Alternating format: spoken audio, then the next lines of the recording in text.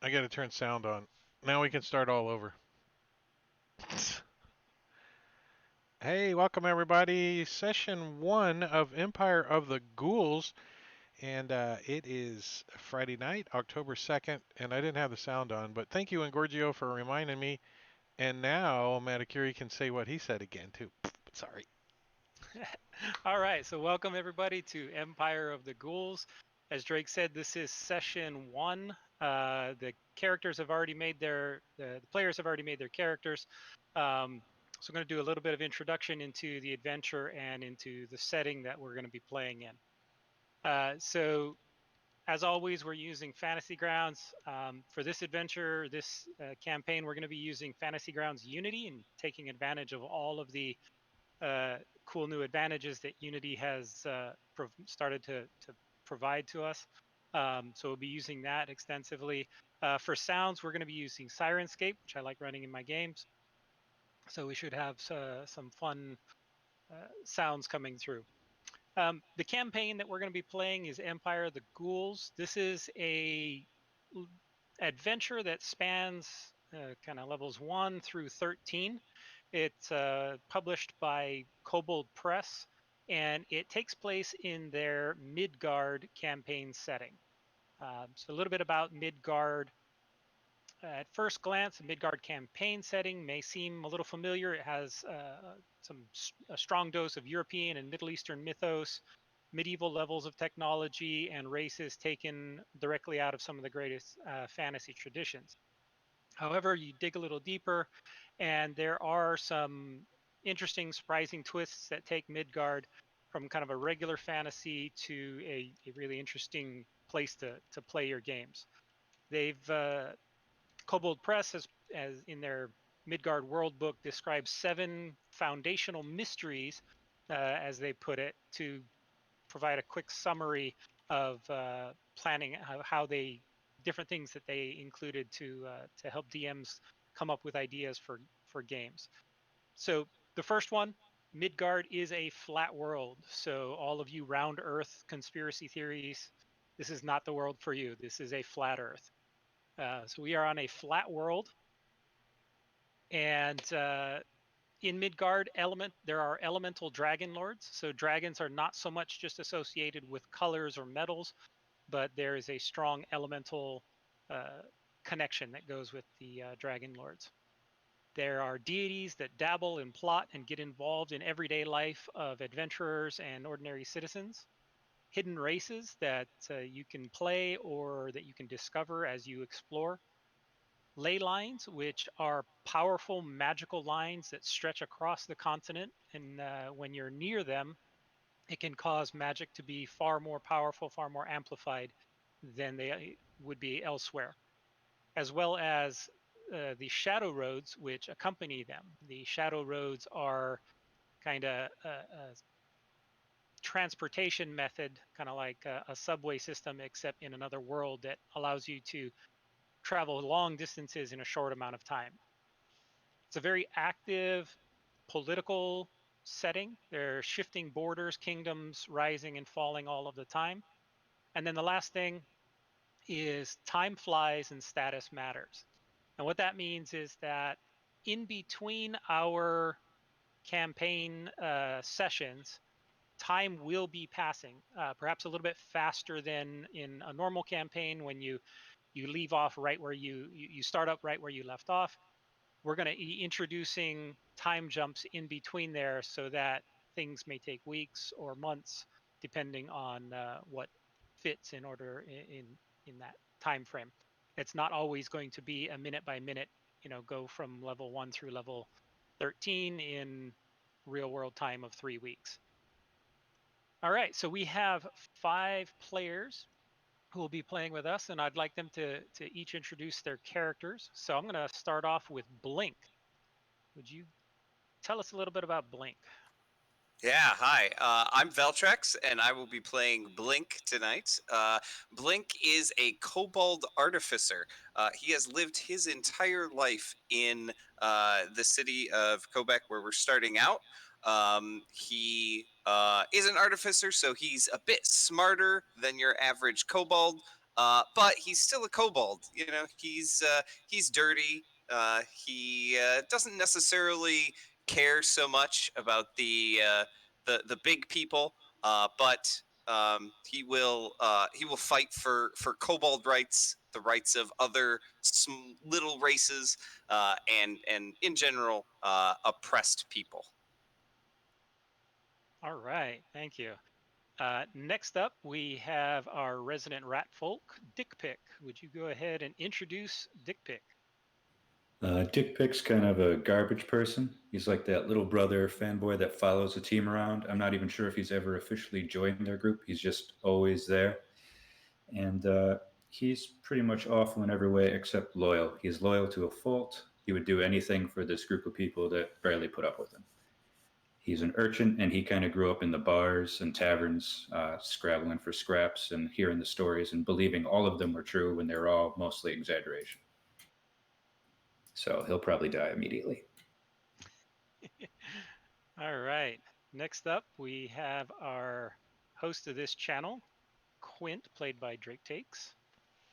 Hey, what's up, everybody? I'm playing Quint. He is a Shadow Fae rogue, and you're going to see he has a part to play in all of this, but it's not going to be spelled out for the rest of the players for a little while because he's a sneaky little bastard. That's why. But deep down in him, he is a good guy, and that's what's gonna probably surprise a lot of you in this world, I think, because I don't think there's a lot of good that's surviving easily. But yeah, Quint, he being from Shadow Fae, he has the ability to stay, or he constantly stays in the shadows. He doesn't like bright light, and he's got like shadows all around him too. So Quint. All right, thank you. Next up, we have Tarian. Tell us a little bit about Tarian. All right, so Tyrion is a halfling barbarian, and he spent all of his life in the plains, in the do you want to tell me how to pronounce this, Matt? The Rothinian Plains. Indian plains. And he recently came to the city, so he doesn't know anyone. He's very new to this, so he's just trying to find some friends to tag along with while he grows in strength and gets to know things. He's often described as happy-go-lucky, just kind of into just be excited about doing different things, and he's not super aggressive normally, not really happy about injuring people and killing people, so he's going to need some help from his friends to get angry when he's getting into battle. But he should be into gaining in strength and be very into being part of the team. All right, great. And last but not least, the Unnamed. So those of you who are trained in religion recognize the unnamed as a title in some priests, some temples, and it's a sort of like a seer. Even the high priest goes and talks to and consults the unnamed. They are the voice of the deity, and my character has been on this caravan for a while, and it's almost humorous to watch because he is very out of place. He's learning. He's spent time just sitting there waiting for food to show up.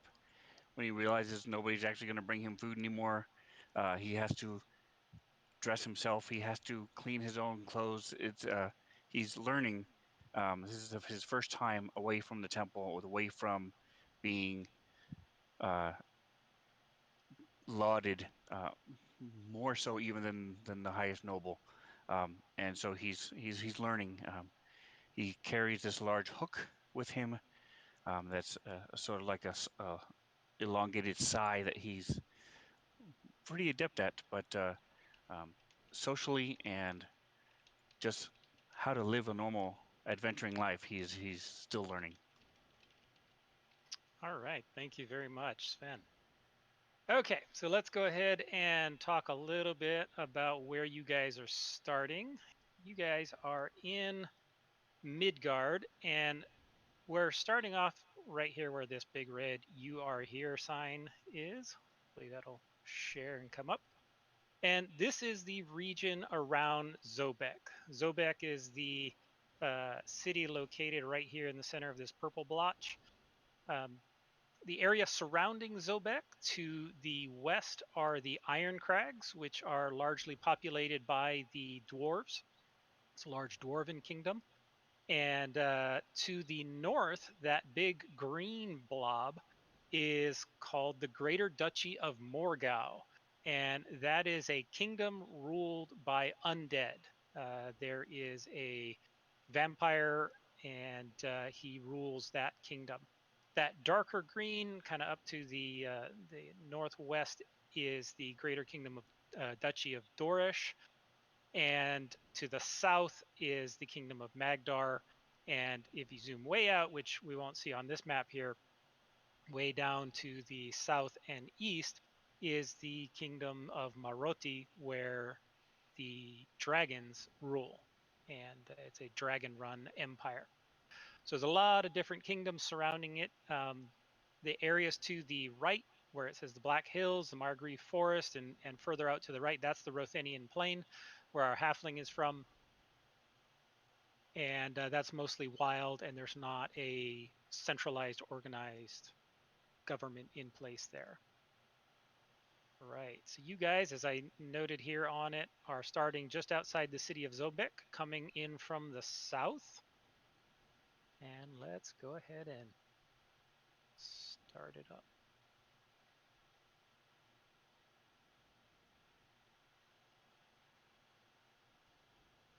So the five of you have spent the last couple of months together serving as caravan guards.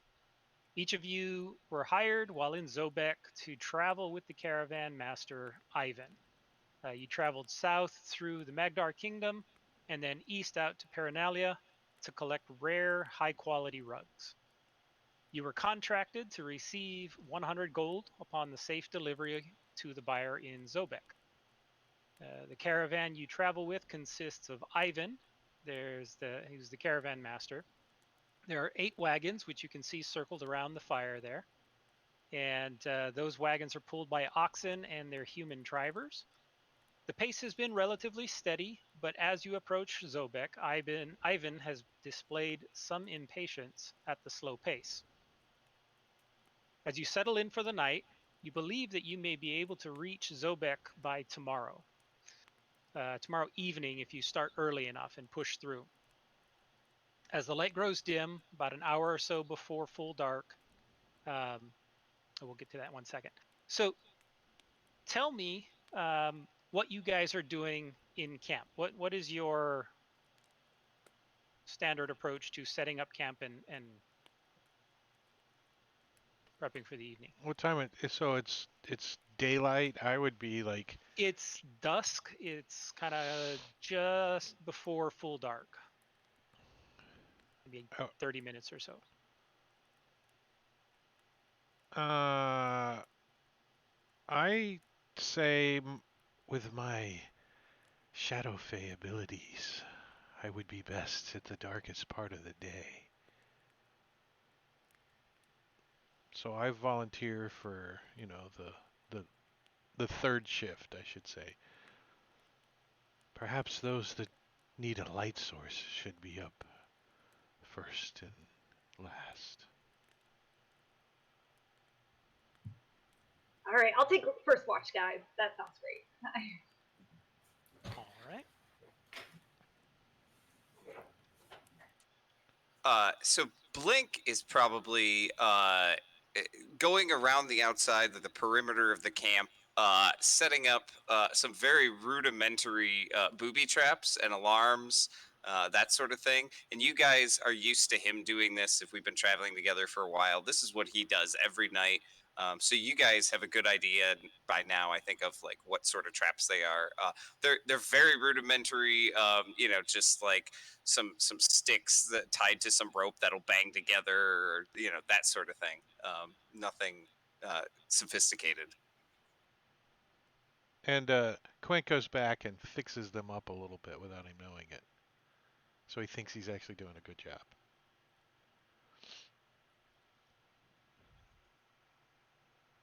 All right. So I've just kind of put a generic order in there in the party sheet on the order. Does that look good to everybody for your standard watch order? Yeah, that's fine. Um, Can't hear you, Sven. Yeah, the unnamed would definitely be the last watch. And before we sit down to eat, he would wander over, try to find a section of this lake that's not being used, and he will clean himself. And you all will notice that he is almost skeletal in appearance. Very, very, very thin, um, almost diseased, very thin arms and legs. He normally wears voluminous robes, and so it's hard to tell what he looks like underneath. I think Dick Pick would be bugging Ivar and just trying to give his party some time to set up camp without getting annoyed, kind of playing interference.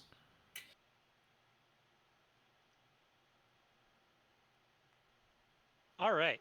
So as you guys are settling in, you're going through your you should be able to move. Did I unlock tokens? So tokens are unlocked. So go ahead and move yourselves around. The rest of everyone else is in the group are just tending to the oxen and the wagons and making sure things are tied down tight and secured against the weather. So as you guys are, as the light grows dim, about an hour, half an hour or so before full dark,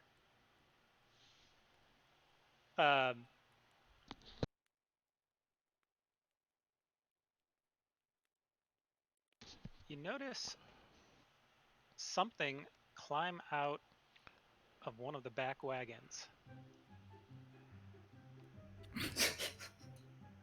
And Dang it!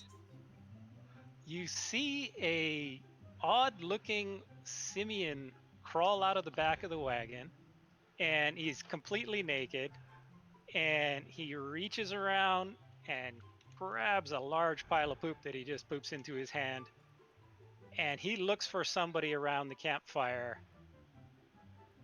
And as he draws a bead, he sees Quint, and he's right there. And he pulls it out and flings it, smacks him right in the forehead, and then it drips down all over his shirt, down his front, and then he quickly scampers off into the tree and disappears. it smells like peanut butter. Dick Pick tries to dive in the way like Secret Service, but he's like 3 seconds too late, so he just kind of lands on the ground. And I gotta hold Blink back from wanting to eat it. I like put my hand on his forehead. He's like, as we had Clyde, brought to you by Ingorgio. Thank you, Ingorgio. Pooslinger in the chat. Great way to start the adventure. All right. So as it grows dim, you start to hear some distressed sounds coming from the road behind you. Brief, punctuated yells and screams, and Blink, you immediately recognize them as the sounds of kobolds. And further down the path, you see some kobolds that seem to be in a hurry, and they are fleeing up the path.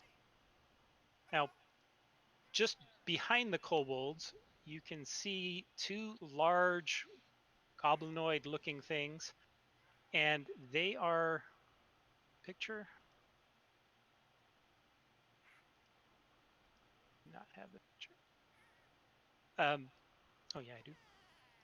You can see a couple of these guys,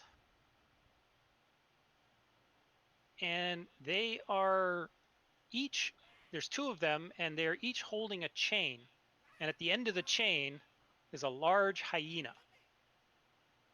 And they appear to be chasing the kobolds and going after them. So everybody, go ahead and roll for initiative. So we obviously know that some kobolds are civilized. Are all kobolds civilized, or are there feral tribes? Kobolds are, they're a normal part of society, especially in this region. So, for example, in the city of Zobeck of 16,000 people, there's well over 2,000 kobolds living there. And kobolds are a normal part of the Maroti Empire, which is entirely run by dragons and dragonborn. So there's, they are a normal part. They're not just monsters in that sense. And the They're goblinoids are considered monsters. absolutely, goblins are goblins. They're a pain in the ass no matter where you go.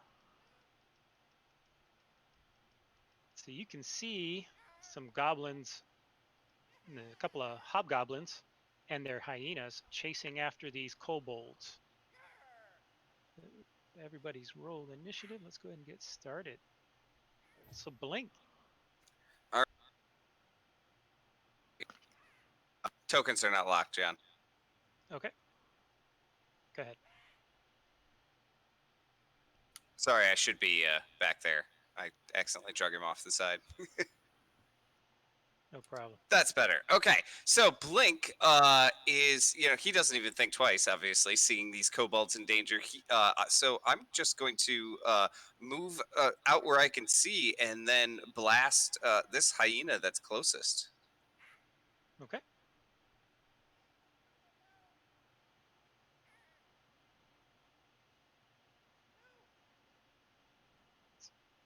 And you in a square.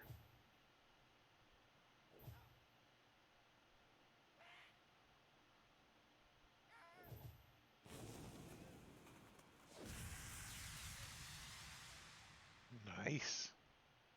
What was the 2D100? Unnamed? Sven? I was trying to roll a percentile for myself. Okay. Very good. So I'm going to just remove all of these oxen because they're not really combatants. This is one of those that they're there for visual only. I mean, I for one It was would really like effective. to go through each one's move and turn. So. Everybody's in initiative. They're largely just ignoring everything. What does Oxen They 1 do? Moo. Oxen 2, moo. Run Oxen 3 away. poop. I sometimes just Alright, put them on so- as a token. Just like, Yeah, I should have done that rather than had them as NPCs. But the first kobold taking up the lead, you can see he's got this eye patch over one eye, and he's kind of limping. He's moving a little slow. it's like a Nice human-sized eye looking eye patch, patch. though. It's like half his face. Yeah, it's extra large. And he's going to move, but he's only moving at half speed. So he's only going to be able to move 15 as Can he we tell continues why to from trend. where we are? He seems to be injured. His leg seems to have had a large chunk of it bitten out of the back of his leg, and he's not looking very good. He's obviously terrified, and is screaming in Kobold for help.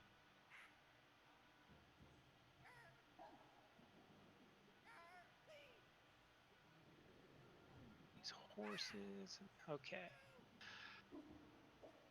So this hobgoblin, he lets go of his hyena and gives him orders to go after the kobolds, and then he starts running up, and he gets to there. And he is going to make an attack on this kobold. Or on this, yeah. As he pulls out his longsword, swings it, and misses as the kobold just kind of, he's pigeon-chested. His chest is kind of caved in a little bit. And he ducks under the sword of this hobgoblin. And horse. Attractively fit wagon driver hides.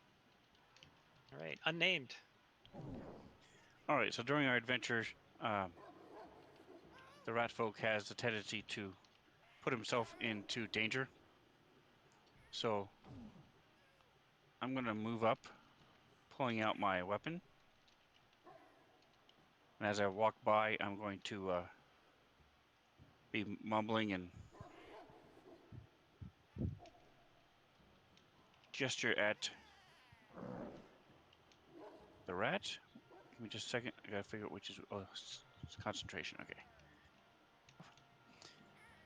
And you see a shimmer go around him.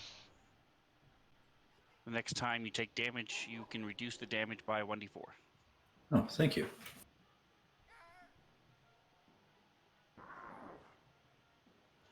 May Sif watch over you.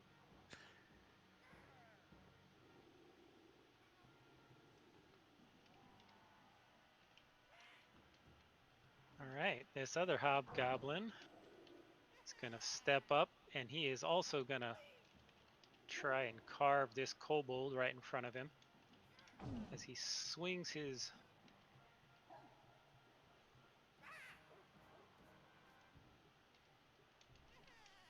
sword, and this one hits the kobold right in the back as he's trying to run away, and he slashes into him so hard, and he rolls almost minimal damage. But the kobold is looking near death at this point. Did that apply? That applied damage to the hyena. All right.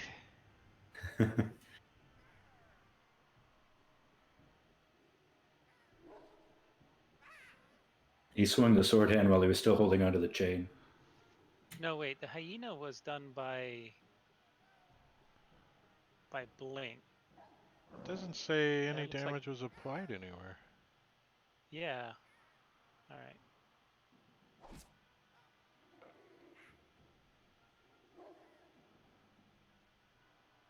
You gave him some. You held the wrong button. Yeah. You healed him. He Kobold wasn't or wounded. pigeon. I get that mixed up too. Shift. I swear control? this is not my first time playing Fantasy Grounds. There.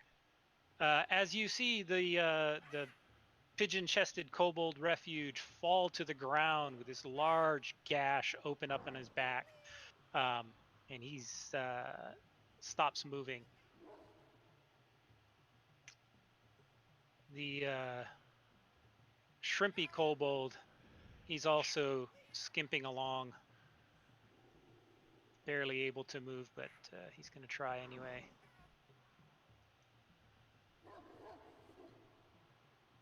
Stylish lavender jerkin. And stylish lavender jerkin is also going to be running up here. They're all just trying to get away as fast as they can. And now it's the hyena's turn. The hyenas have A million what's their move. movement? Yeah, their movement is 50. Are they on a So- chain? He let go of the chain. He dropped the chain so that they can run up. I'm going to run up to here and take a bite out of this kobold. And he hits the one with the strapless cloak. I'm not sure what a strapless cloak looks like, but this kobold is wearing it. It's very And- flattering. Like a tube top.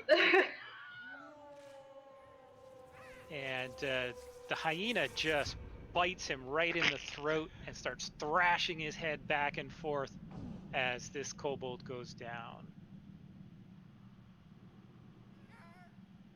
And this hyena actually isn't even going to pay attention to the other kobolds as he bites down on this one right in front of him who's already dead and starts thrashing against it. Quint. Let's see. What's 80 feet is a short bow. So he's gonna move over here, kind of getting behind the wagon a little. And damn it. And with disadvantage anyways, here you go, Engorgio. I got disadvantage for long range anyways, so you can't add disadvantage to my guy anyways. Double disadvantage. Oh, a Chris Perkins deal? Which is the same thing as regular disadvantage. And I'm going to take a shot at that hyena. Twang! And I missed.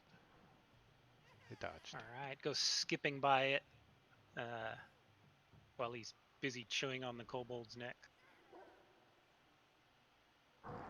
That's it. All right, pick.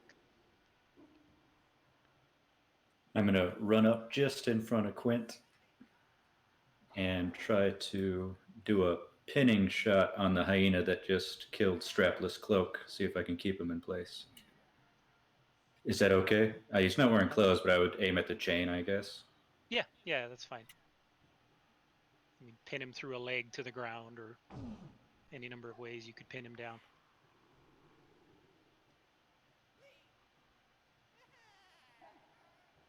Nice. Is there an attack roll required with that? I don't remember. It was a strength save. Oh, and he succeeded. Sorry, so take that off. My fault.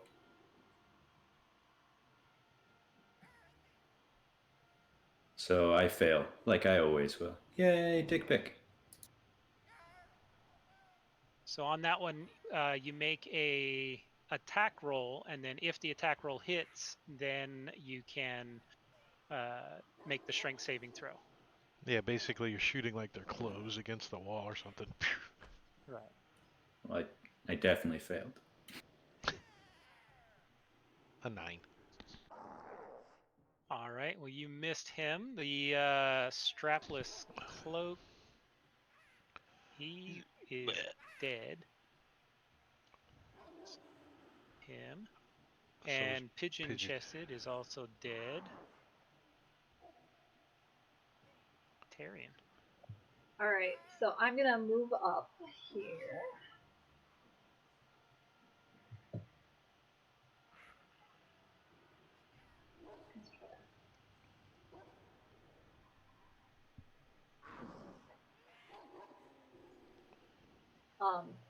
And then so as I'm coming up, I'm kind of muttering to myself, like, "God, get angry, you can do it." And then I'm gonna take out my javelin, and I'm going to This is Lamar. try to hit this hyena that's closest to me. I have just enough distance on it. Is that at long distance? It is. So you'd get disadvantage? Yeah. Do you have that extension? It should be automatic. Yeah. Oh, do I have to click it or not? It doesn't. You should be able to just make the attack roll, I believe. Okay. Hey! Magic. Thank you, Kent. All right, so you throw it and it goes swinging, flying past this hyena, just kind of barely getting near it, but doesn't quite hit it. All right, but I'm also gonna try to show confidence and intimidation by doing a really like cheesy pose with my hands on my hips and a really cheesy. All right. Oh, actually, she had advantage if you want to let her re-roll. I didn't see that. Oh, I didn't Caesar. realize that. Well, she dropped a 15, so her original one, and did she drop? Yeah, the first one was the 15, which got dropped, so that would have hit. Yeah, that would have hit. So you can go ahead and roll your damage. That's from Caesar in the chat. Oh, I guess I haven't been paying attention to the chat, so Yeah, guys I might have haven't to been help me out. trying, but all right. So his cheesy pose just looks even more cheesy because he's got like kind of a gleam to his teeth when he smiles. All right, which one were you targeting? It wasn't I was doing a hyena 13. 13. Okay. This one.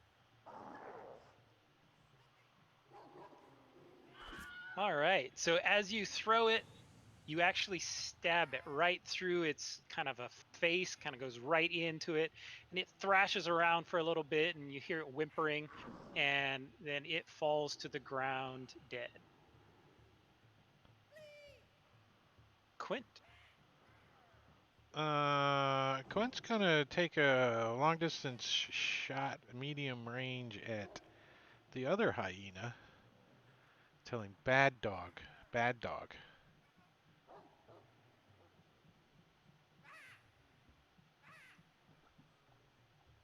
And a hit. Wow. That is a hit.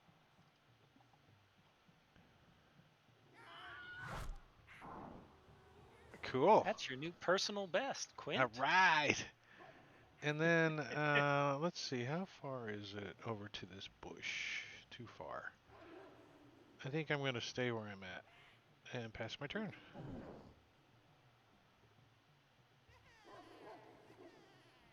Alright, so I'm gonna move up. Sort of slide along this wagon.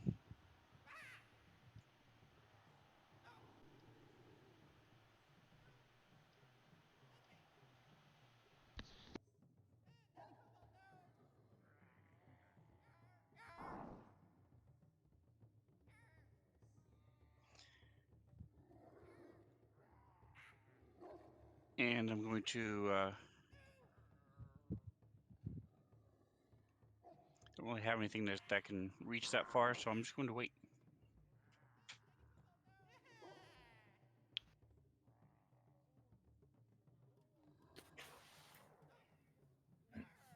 Try to get the two hobgoblins' attention by shooting at them.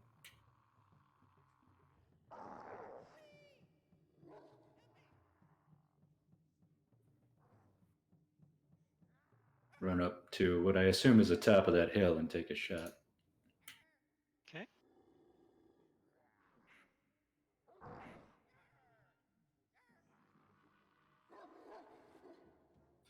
And it flies down. It just clanks right off his crappy armor that this hobgoblin is wearing, and he kind of laughs at you.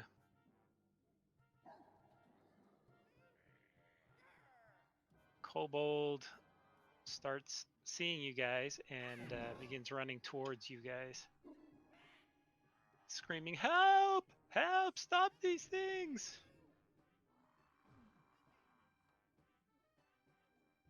This one with the eye patch sees Blink up here and starts heading towards you.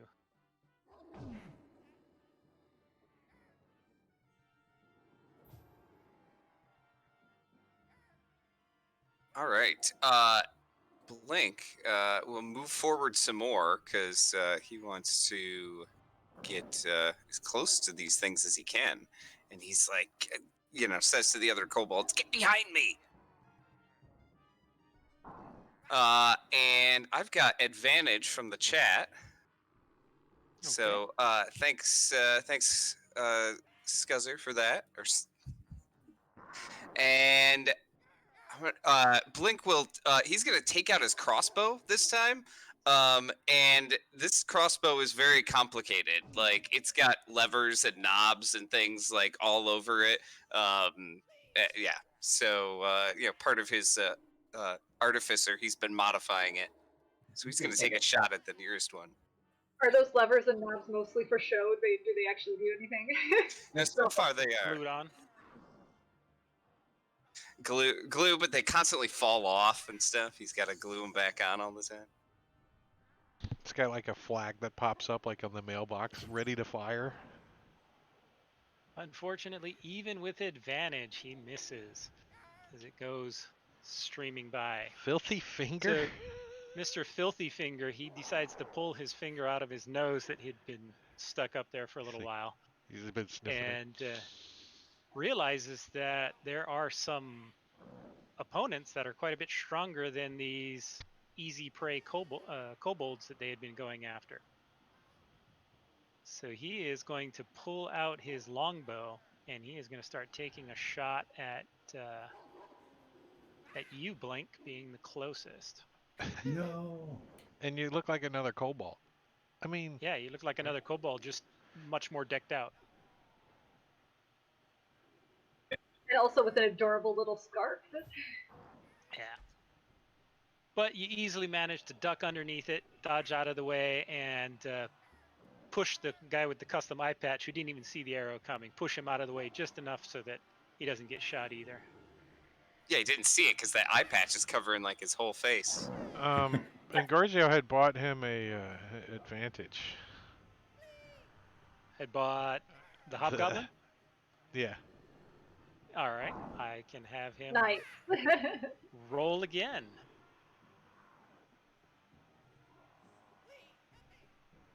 Nice. And he misses anyway, even with advantage.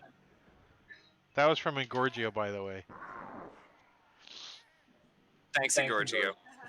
Yeah, thanks a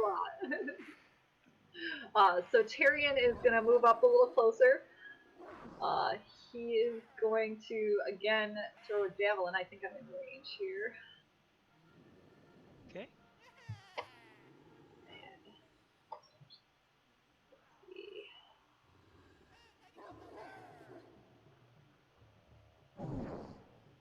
It's just out of reach, but you hit it anyway.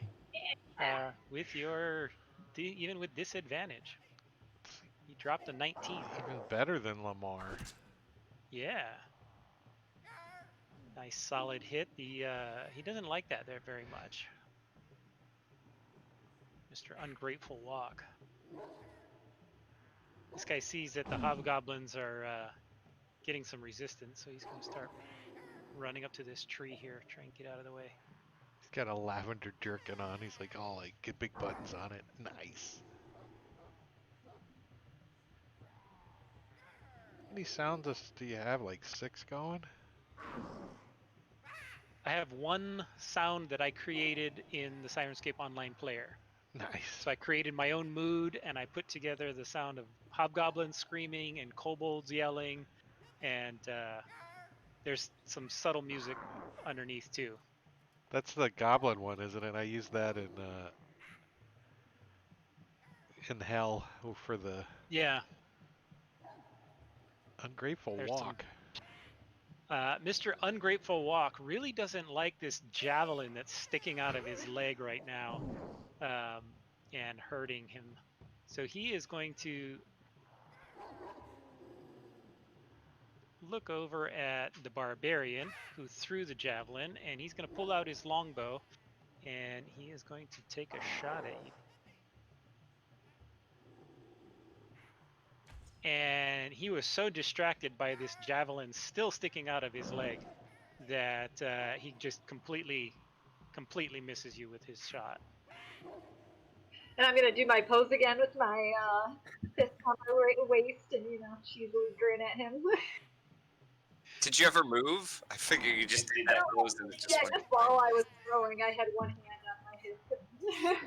While I He threw. growls at you something you don't understand in hobgoblin cursing language.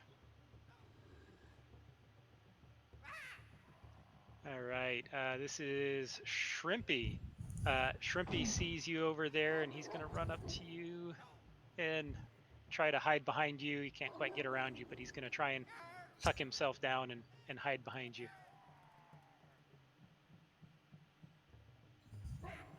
Old Filthy Fingers is still targeting you because you're getting up too close and you're helping out these other kobolds. So he's going to shoot at you again. And you easily duck and dodge out of the way. These guys can't hit you for nothing.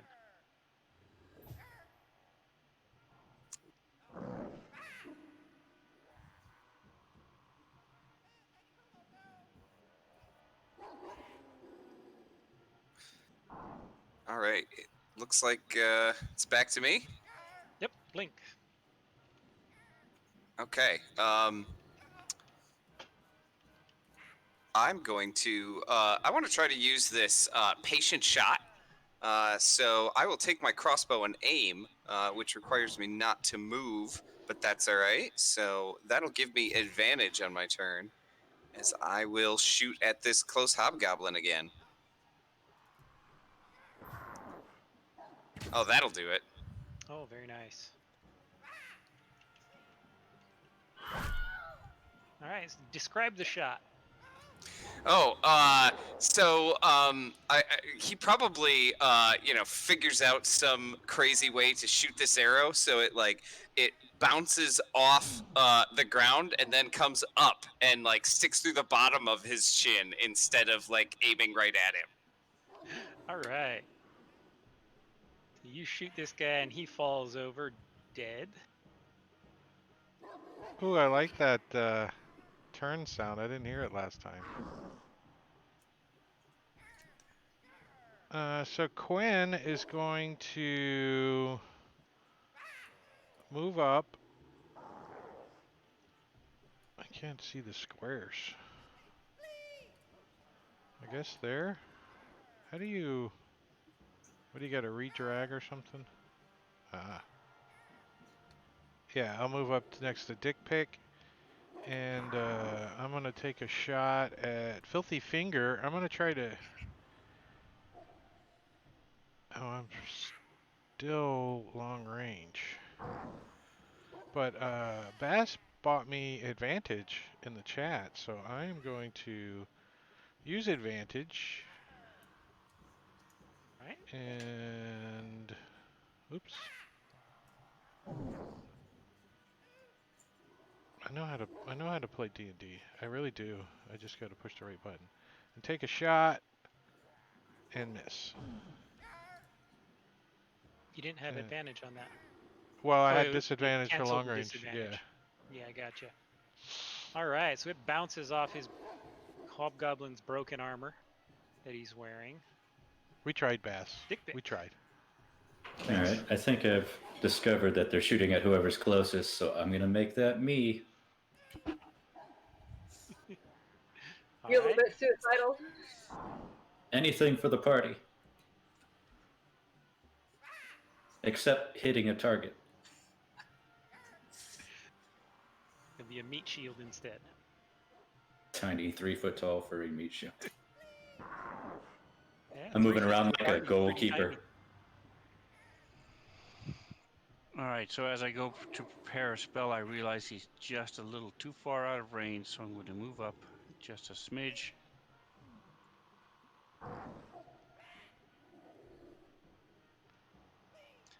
And then I'm carefully watching and waiting for him to do something that I can react to. Okay, Tyrion. I'm going to push the right button for push to talk first. And then I am going to move up a little closer. And I'm running short on javelins, but I'm going to keep throwing them. The hobgoblins could throw them back if you like. I'll yell that if I run out. Can you throw Toss that 'em back? Pull that one out of your buddy's leg. All right, he bats it aside with his shield. Boo. But I'm still going to confidently pose at him. He looks very intimidated. He should be. All right, stylish lavender jerkin. Run up to this tree and tries to kind of hide there near the tree. but his lavender jerkin just stands out so much against the foliage that he's really easy to spot. This custom eye patch guy, he's going to stay kind of right where he is. He'll move just to be a little bit more behind. Are those panties he's wearing? It's an eye Yes, patch. bright lavender panties. Okay. So Blink is once again, he doesn't see any need to move. He's going to line up his shot with the patient shot again and target this other kobold. Or not kobold, sorry, other hobgoblin. Hey, First shoot hey, your friend. Turn around, right? there the guy can right only next to be you. Bam! one. Forgot who I was trying to kill there for a second. It's like the Highlander. It's the Lowlander. All right, you hit him. Nice. Ouch. A little bit of damage. So far, the Kobold's been doing the most damage. Yeah, he's been killing everything. Revenge is Kobold mine. and the halfling. I'm protecting my buddies, you know? So the unnamed is sort of just looking around and sort of saying a little prayer and watching with his. I have my holy symbol in my hand. Right? Dick pic. I surely won't miss from here.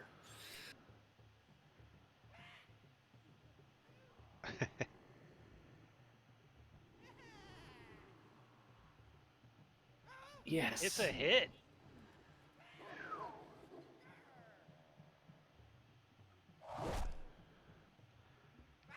Ooh, I do a little dance. This is the first time Dick Pics hit something in 2 weeks, including like practicing shooting at trees.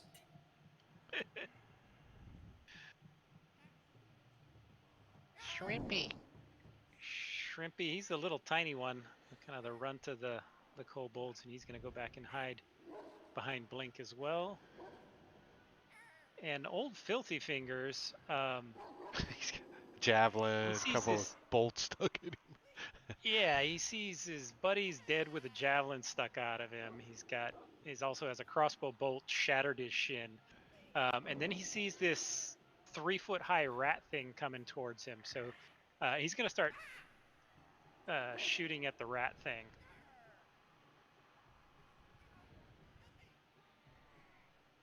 As he shoots at Oh. it and hits Okay. Dick. Wait a minute. That's what I was waiting for. I knew this moment was going to come. And I clapped my hands, and there's this dragonfly that had been flying close to the over by me that triggers a series of events, makes him have to re-roll his shot. So he like picks up an acorn, flies over, drops the acorn on his head, and he has to re-roll now or something like that. All right, so you clap your hands, and then one of the oxen sneezes, and It worked. And he failed, so he has to re-roll. so he fails And and he's totally happy to lower the distract this 2. guy. Okay. So if he he has to crits re-roll his now, attack. it still is just a regular hit.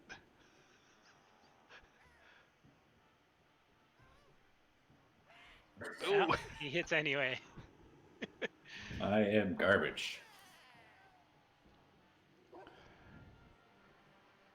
Ooh, heavily. All right. Because You of the first, other Zobeck. spell, you roll a d4 and subtract that from the damage he took. Okay. Ooh, 4. nice. All right. 2 points. You want to reduce that? Or I Yeah, do I can. I can do it. Whoa. that. No, you need to. Whoa. It went the wrong way. What was your total? 12. I think.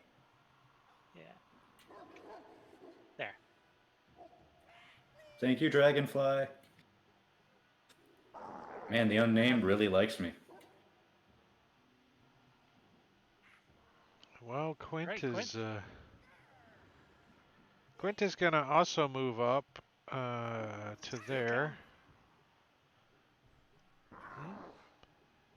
And, all right. Now he takes a shot with no disadvantage, but no advantage either. Oh, and he hits.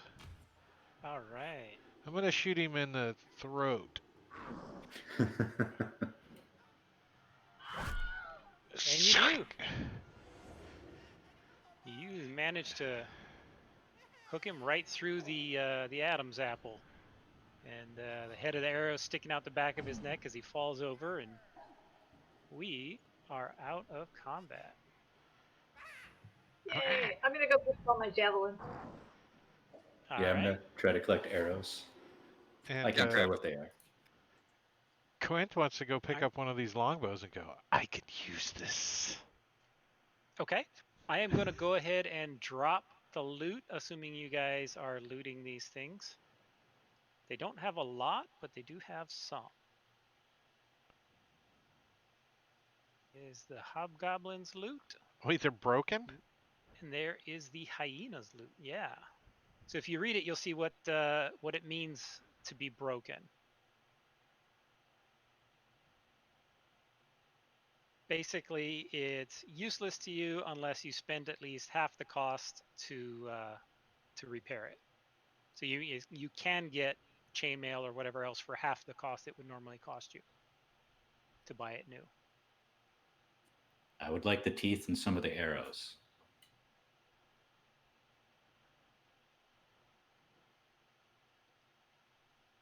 Yeah. Who else would use arrows?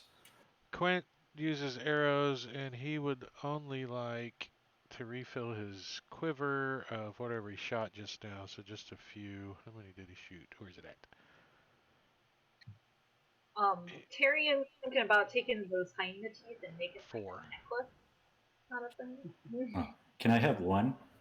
Oh, yeah. I will have one tooth.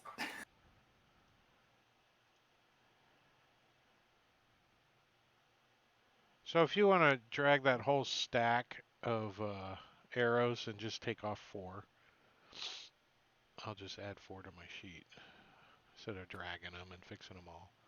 You can. Okay.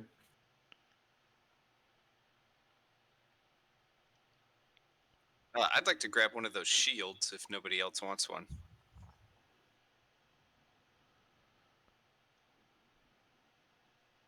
The loot actually comes from something I found on DM's Guild that was converted called Monster Loot, and it goes through each of the monsters in the monster manual and gives kind of a realistic loot of what they might be carrying. I didn't particularly like the Fantasy Grounds implementation because they implemented it like in the PDF version. It has a roll for, you get 2d6 this or 1d8 this, and in the Fantasy Grounds module, that conversion that they just did a single parcel with max values of everything, and which I thought was dumb. So I'm remaking it for NPCs as we go. But Lazy yeah, conversion. It was lazy. Oh, those But hyena I do teeth like the idea. are pretty cool. They do a little extra damage. Yeah, those hyena teeth can be used to replace the tip of your arrow or crossbow and do an additional little 1d4 damage. Oh, that's cool. I would let, I probably only need like 5 for my necklace. Everybody else can have the rest. Do you already have a puka shell, or? No, but this is pretty equivalent to what those would look like. Except because I'm so little, these look gigantic. They're like come halfway down your chest. Quint's gonna take 2 of the teeth. He wants to experiment with them. You can take a couple dick pic? I'll take 2 more if there's free teeth. I mean, anytime there's free teeth. Jeremiah, if you hold shift when you drag over, you'll get the whole stack. So when you only drag 1 arrow. No, thank you. And then I did a cool thing where I dragged the number and it got all wrong, but I'll fix it. Oh yeah. Gotta do the little shield. So as they walk back toward the fire, I will head over. You see, my little rat friend. I told you. You could do it. I like how you took him out. Thank you for believing in me. This is the best moment of my life. I say that out loud. All right. I'm gonna So these three kobolds, I've unlocked tokens. Um, these three kobolds come over and immediately cluster around Blink and start talking really fast with you. And basically, they're begging you to let them stay with you at least overnight. Um, and is there anything you want to ask them? Before I ask them anything, I want to say, hold on. Let's check out your friends, and I want to go to the around to the other kobolds, and double check that nothing can be done for them, because I would use spell slots to bring them back if I could. But if they're dead, then obviously I can't. All right. You want to make a medicine check for me?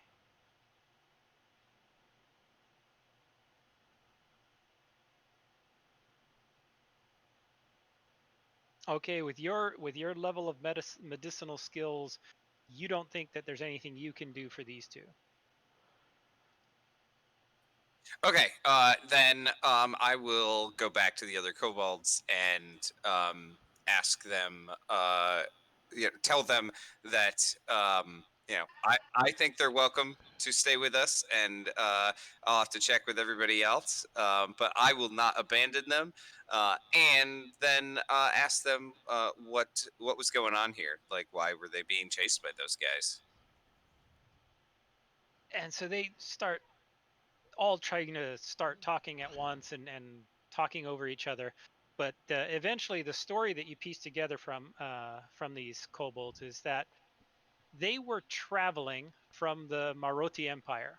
They have been traveling for some time now, and they're heading towards Zobeck because they have family there, and they wanted to go and visit Zobeck so that they could participate in the Clockwork Festival, which is taking place in 2 days. They're really, really excited. They want to see this Clockwork Festival. They've heard about it. Their family member their cousin has mentioned it on multiple occasions, and they just absolutely wanted to get there. So they've been traveling, and to try and make up the time they were running slow, they've been traveling more in the day than they normally do. Normally they travel fully at night when it's dark and it's comfortable for them.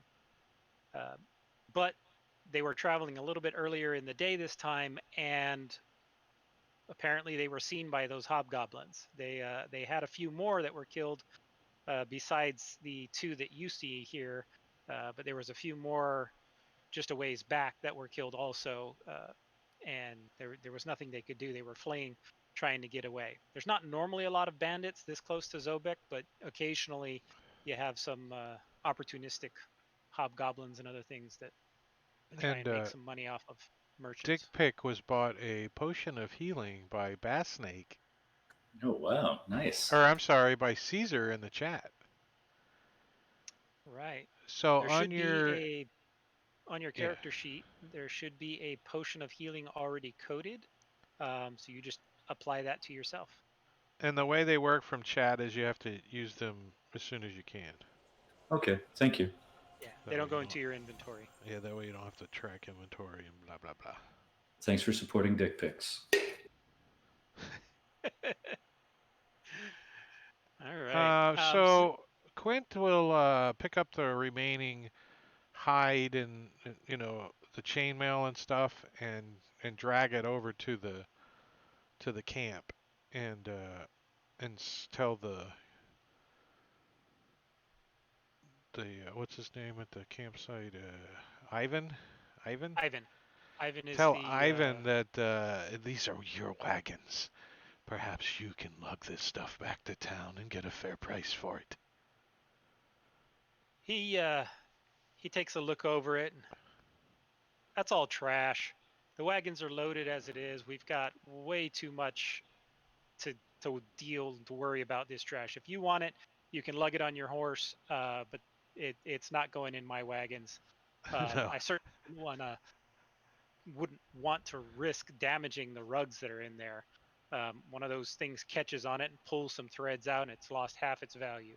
And I think those hides have fleas. You wouldn't want your customers to get fleas from your No, rugs.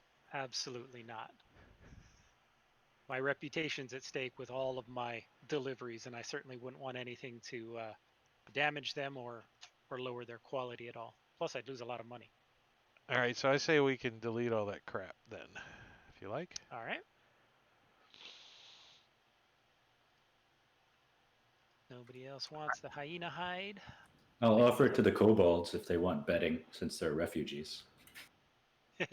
Well, it's still on the hyena, so they'd have to cut it off and tan it, and so it'd be a little wet and moist They right might now. eat them. Maybe they'll And eat I I'll the thought hand they them my hyena. smelled. dagger. And I thought they smelled bad on the outside.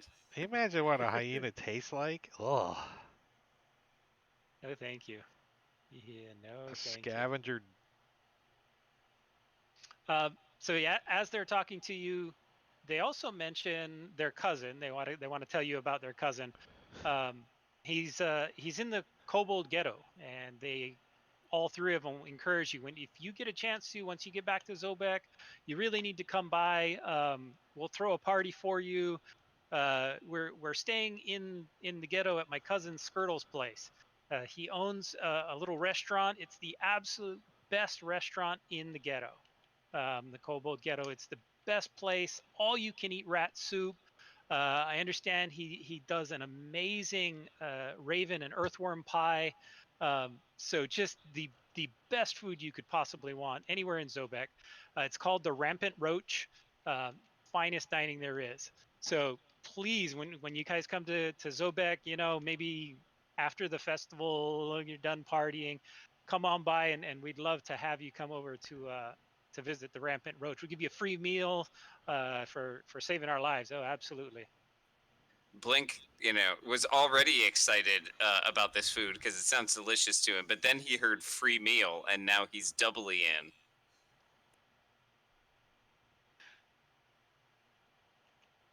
All right. Now, Oh, go ahead. does Ivan mind if these kobolds tag along with us? No, he doesn't care at all as long as they stay away from the wagons. His primary concern is the safety of the wagons, and he really doesn't care if they stay over by the trees, that little copse of trees there to the south.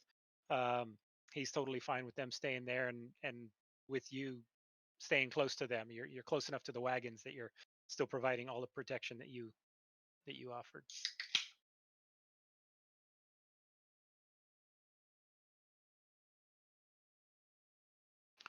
So a little bit about the Clockwork Festival.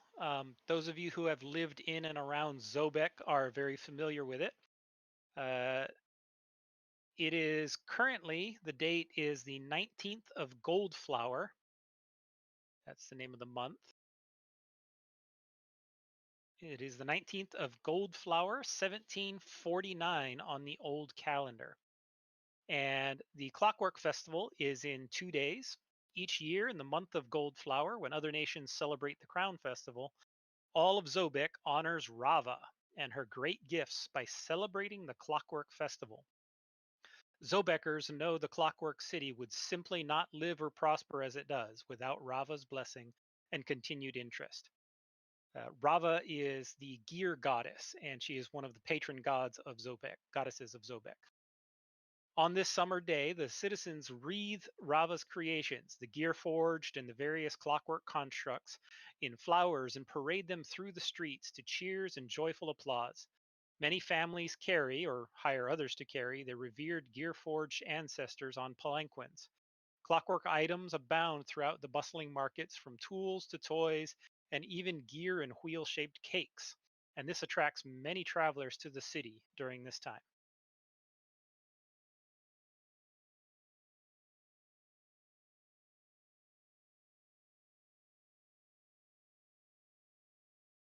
All right, so is there anything else you guys want to be doing before you head off to rest? Well, So, I'd maybe drag these bodies out of the road, put them over in the bushes. Okay. ah. Not going to throw them in the water and ruin the water for all the other travelers? No, but if more hyena and hobgoblins come along, we don't want them to be pissed. Or attracted to the smell? Yeah, hyenas. We'll put some mint Scavengers. on them or something. We'll just have Dick Pick P on him. That covers up the There smell. you go. Already did twice. You have small bladder.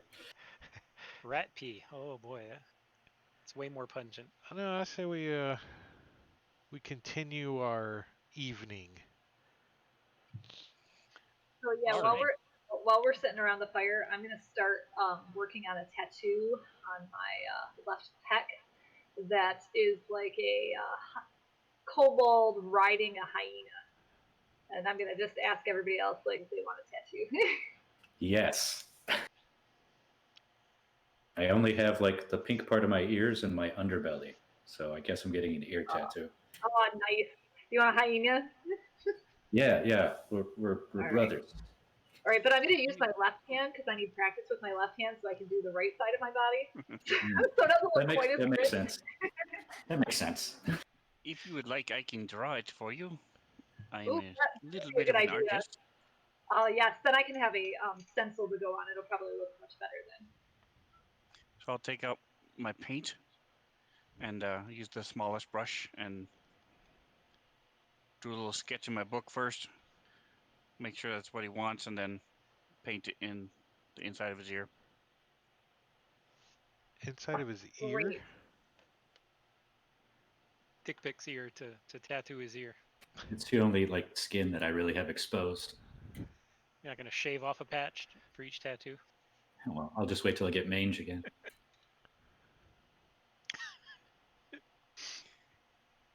If you're Once riding on a everybody's kobold. settled down for the night and Tyrion is starting his watch, I will take my censer, and light the incense, and as I will walk around the perimeter of the wagons, saying a little blessing and prayer twice around wagons, and then put it out and go to sleep. All right. So the evening goes ahead and passes without any major issues. So I'm gonna go ahead and push a long rest. Although I don't know that anybody needs it, but you'll get one anyway. Get my spells back. And in the morning, since I'm the last Level watch, up. I'll Oh, do the same thing. I'll be praying, walking around the perimeters, praying over the oxen for speedy travel today, safe travel. All right, very good.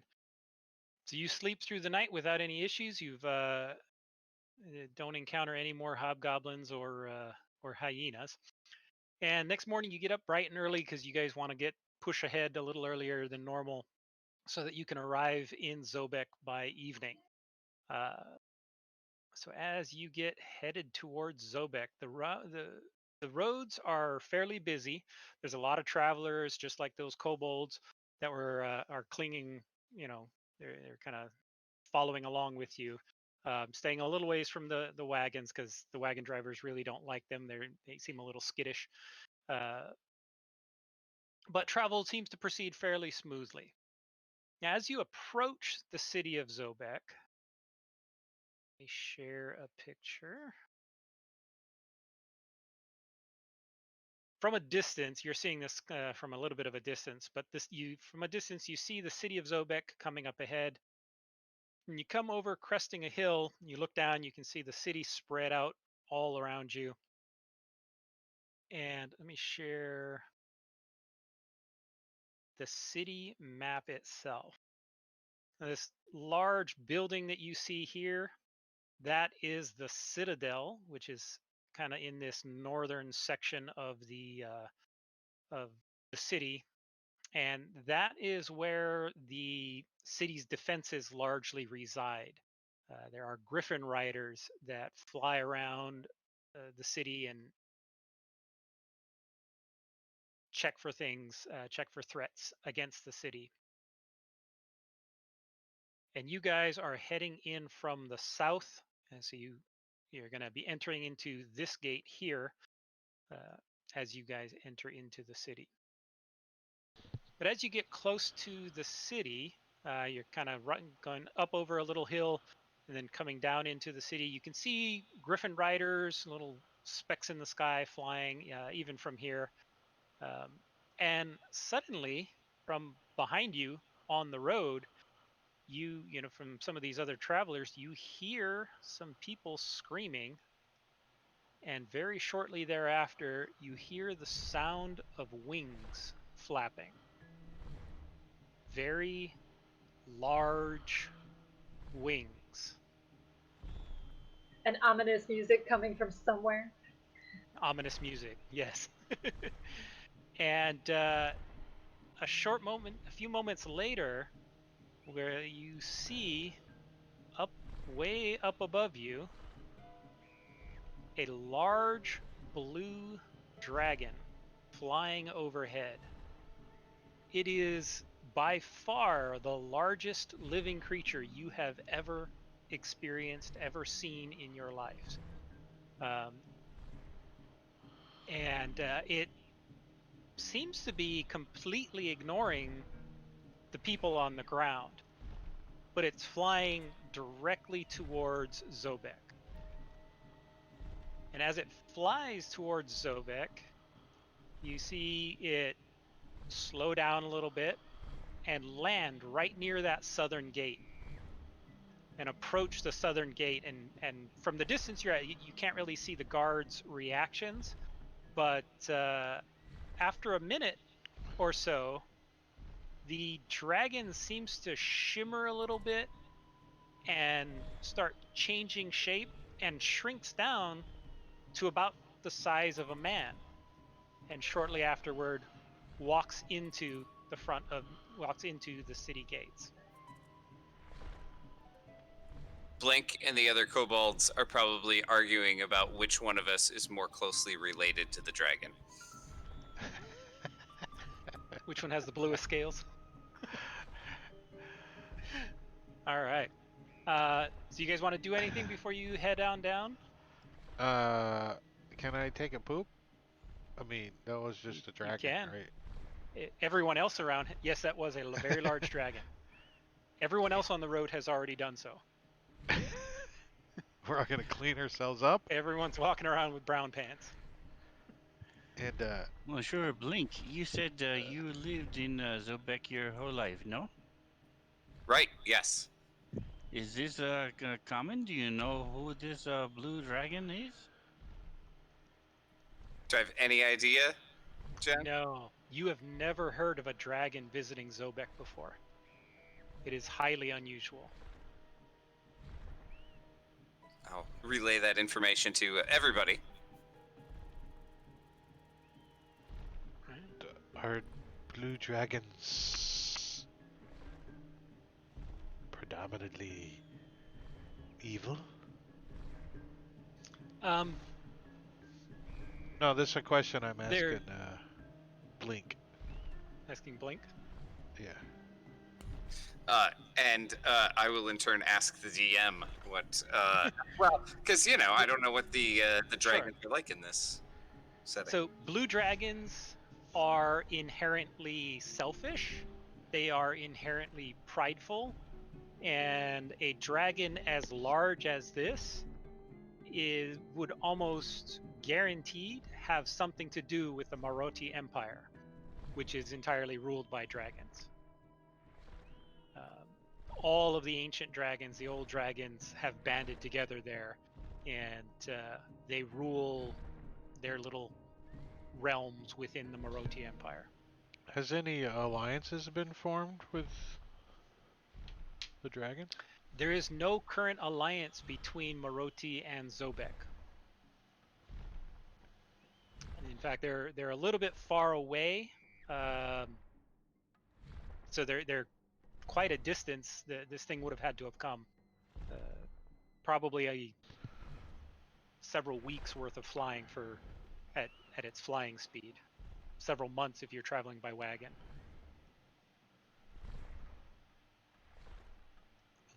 That's interesting.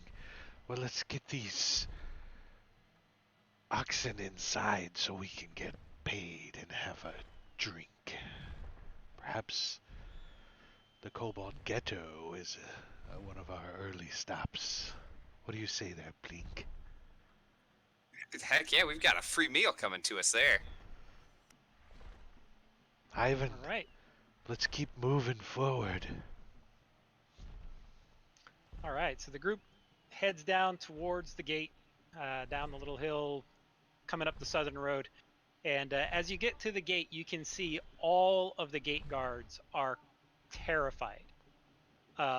They're kind of whispering to each other and talking to each other, but they all just have this absolute look of absolute terror on their faces.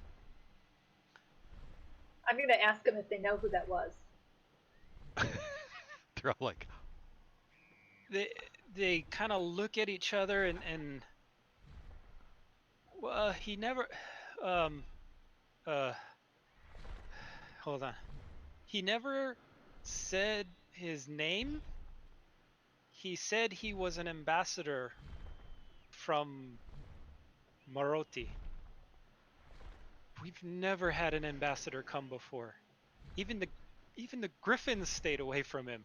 It wouldn't even help us, and they're supposed to defend us. Griffins are like, He spoke with the captain, but we overheard him talking. He's here, but he's not here on a diplomatic mission. He said they're here hunting someone.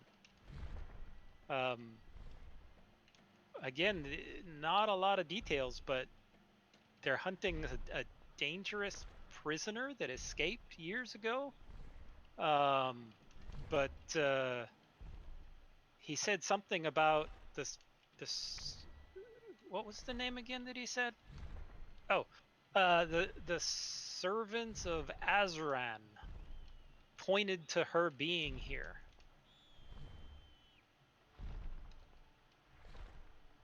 We don't know anything else. We don't know where he's going. He walked into the city and disappeared. I didn't even know he could look like a human. You Thought he guys was are gonna doing a eat me. good job. Did he Dragons pay? are way too big for this pay. The amount of money that I'm getting here. Is there like a fee you gotta pay to get in the gates? No. This is the free city of Zobeck, where travel and trade and mercantile is everything. That brings up a good time to do some introduction to the city of Zobeck itself. So I'm going to read a few things that the Zobeck Gazetteer provides about the city of Zobeck. The free city of Zobeck stands proud at the crossroads of the world. It's a city where adventurers, merchants, and scoundrels from all walks of life and all nations intermingle. It's a city where wondrous inventions are dreamt and great tales of glory begin, for it is the boiling cauldron in which Midgard's most potent minds, its largest personalities, and its most inflated egos are mixed together. Yet no more than a century ago, the people of Zobeck lacked the freedom they enjoy today.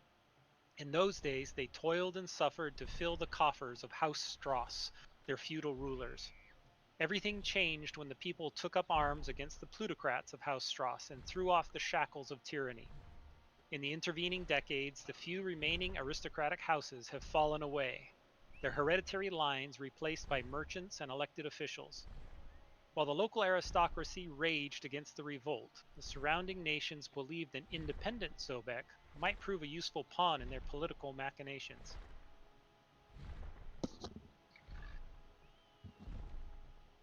A city-state without a lord, they figured, would be too weak to prove noisome.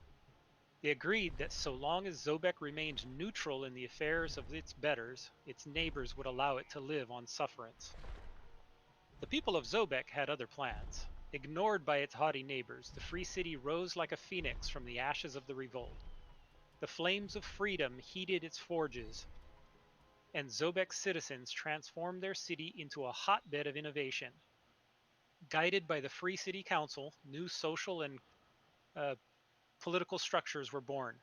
Aided by the hand of Rava, the gear goddess, new machines of steam and brass were forged. In a short 9 decades, the citizens of Zobeck have transformed their sleepy fiefdom into a city-state with the power to effect change all across Midgard.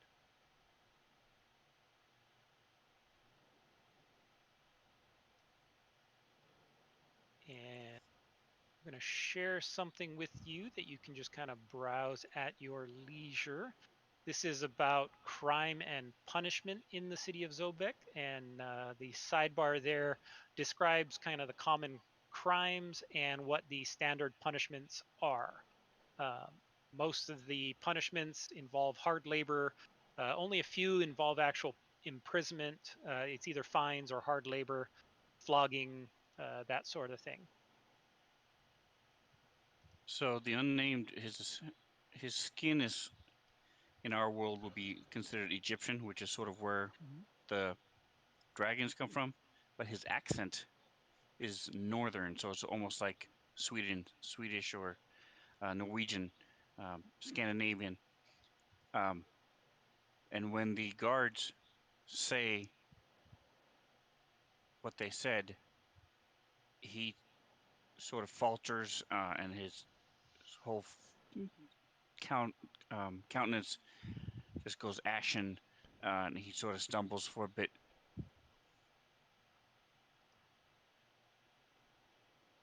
Right. Now, as you enter into the gates with the wagons and such, you look around and you see that like everything seems to be busy. There's people moving everywhere. There's goods being carried, but also everywhere you can see it looks like people are preparing for a big party.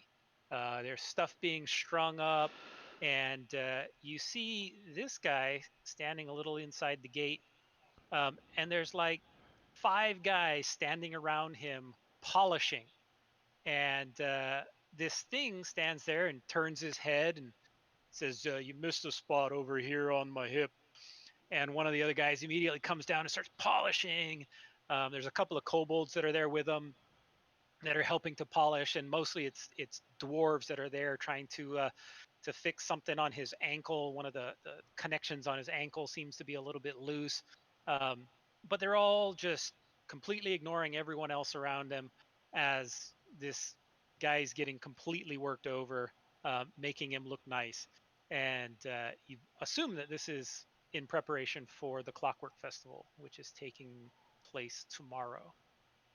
And with that, this is a good time to go ahead and take our break. Perfect. Yeah, we're going to take a 10-minute break. 10 minutes. I'm going to put on the slideshow and put on some music. So go get some drinks and stuff, and we'll be back in about 10 minutes, guys.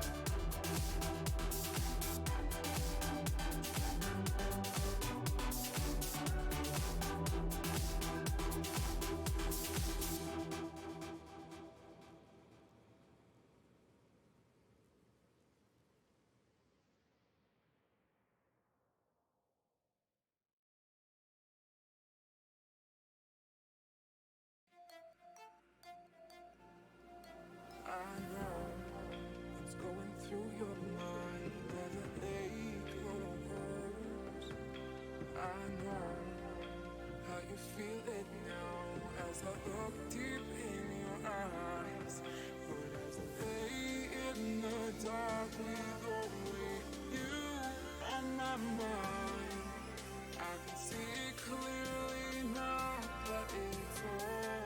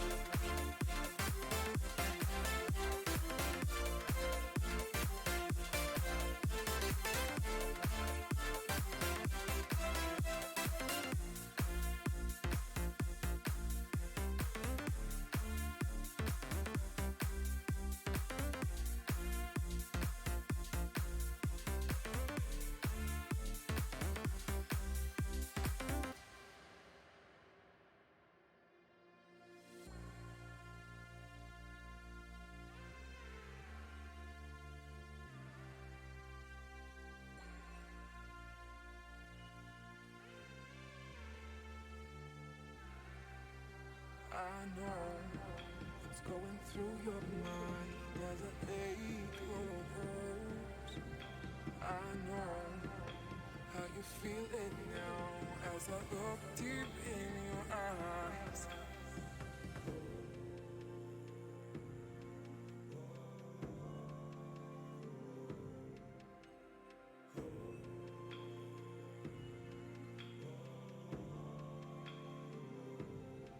But as I lay in the dark with only you on my mind, I can see clearly now that it's alright.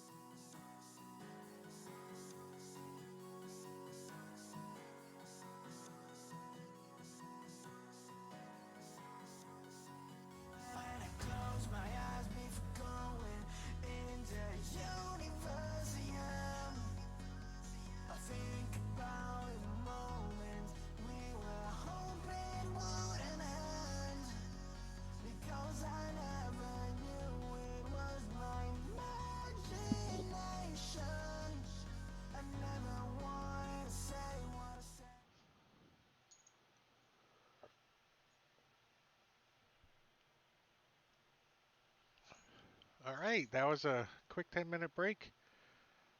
Most of us are getting back. We're gonna go wander around the city of Zobeck for a little while. Maybe go For a get little some. bit, it is getting on towards evening. You spent most of the day traveling, got here just kind of a little bit before sunset. And as you guys enter into town, I described kind of everything that you're seeing, all of the preparations that are being put in, people putting up streamers and hanging things from the lampposts and whatnot. Um, Ivan tells you guys that you got one more day left on your contract, and what he really needs is for you to accompany him to deliver the goods to the warehouse and stay the night with the goods at the warehouse. Uh, the warehouse is not in the greatest part of town, and the value of the rugs that you're carrying are enough that he would like you guys to stay with the rugs overnight, and then tomorrow, um, hopefully in it doesn't get too chaotic, but tomorrow he's going to try and arrange to have the merchants come by that are going to be picking them up from the warehouse and then distributing them across to their various shops. He doesn't really care so much about the festival, and he's hoping he can get the all of the other merchants to come by in the morning. And the festival is tomorrow. The festival is tomorrow, yes. Okay. Uh, Blink will go back, go talk to the kobolds that came along with us, and tell them, explain to them that he can't go with them, but we'll offer, if they need any directions to places inside the ghetto or anything like that, give them some information on places to stay if they or help them find their relatives. Oh, they thank you. They explained that they think that once they find the ghetto, they'll have no trouble getting around. Um, talking with the other kobolds, they know that there's plenty of people there, especially at night. The ghetto really starts taking off activity. It's kind of dies down in the daytime, but at night it really gets lively as all of the kobolds are mostly nocturnal creatures and they come out and do most of their work at night. Oh yeah, they are coming at the right time to see the best part of the city. Oh yeah, they are looking forward to it, excited, waiting to see Skirtle and that famous rat stew that he has cooking. What? It's alley rat stew. It's a delicacy in the ghetto, I've heard. Comes with carrots and beets. Dick Pick is just slowly backing up and trying to hide behind just anybody. All right. So where's this warehouse at? In the market district? So taking a look at the map, no, the warehouse. Where's my map?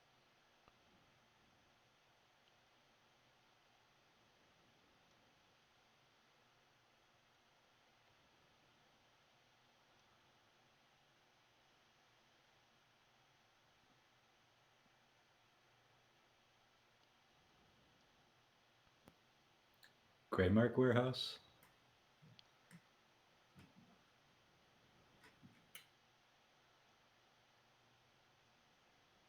I lost my. Give me 1 second. Lots of districts. Yes, Zobeck has a lot of districts. Collegium. There we go. So taking a look at the districts, cover a little bit about the city of Zobeck here. You guys are coming in from the south gate here, and the first thing that you come across, of course, is here on your right-hand side is the market district, and that's where there's this constant bazaar of things being sold. There's stuff going on all the time, and yeah, it takes place in that whole area down there. To the west, I guess that would be the top portion of the map is the gear district, And that's where most of the artificers, that's where most of the clockwork makers, that's where the gear forged are created in that section of Zobeck. And so it's primarily inhabited by dwarves. They're the primary inhabitants of that area. They're a little bit aloof from the rest of the city, thinking they're better than everybody else because they make the most amazing things that nobody else can even get close to. The Temple District is the religious center of the town of Zobeck, and just off the here off the road here at number 11 is the largest temple in the city. This is the Temple of Rava, the gear goddess, and there are monthly rituals to Rava that are conducted there, uh, and it's kind of a big thing. Everyone in the city really treats Rava with respect. She's a very important part of the city itself and its structure. Upper Zobeck is where most of the government functions occur. Here, where it says number 28, just off of Crown Square, that's where your political offices are going to be. Your clock tower, there's council hall, all of those kinds of things, all in that one little area. Down on that bottom section, you can see Lower Zobeck, which is kind of the lower class area near the river there, and then there is the Kobold Ghetto. The Kobold Ghetto is made up of about 2,000, somewhere between 2 and 3,000 kobolds live there in the ghetto full time. They provide an important part of the city's economy and function. Most of the kobolds work as silver miners at mines that are not far from the city, and they come in and out through their water gate, which is not officially a gate. It is torn down every once in a while as necessary. The guards don't like it because it opens them up. It's not defensible. And so it's this haphazard gate that's built every once in a while by the kobolds in order to get across the River Argent. The Collegium District, which you can see over here, that is the home to one of the great things, great facilities, great organizations here in the city of Zobeck, and that's the College Arcanum. There is a magical college that studies the various aspects of magic use and theory of magic. There is a special emphasis on the study of ring magic, which is a magic that is unique to the Midgard setting, which has a lot of its own unique spells that are created primarily by dwarves. Dwarves are really the masters of ring magic. They invented it and use it. The Dock District, which is where you guys are heading, you guys are actually going to be in a warehouse kind of over this area.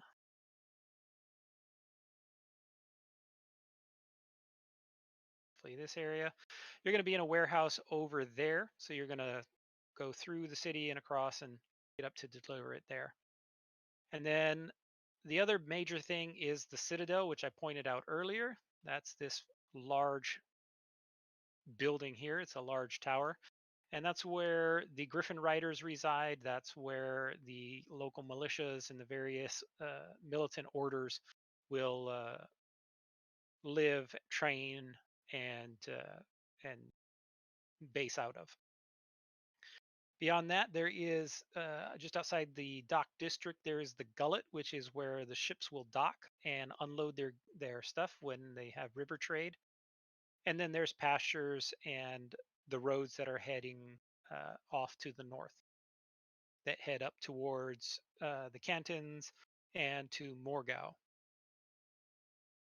So you guys are heading over to the dock district. So I'm going to go ahead and push you the map as you pass through and get to.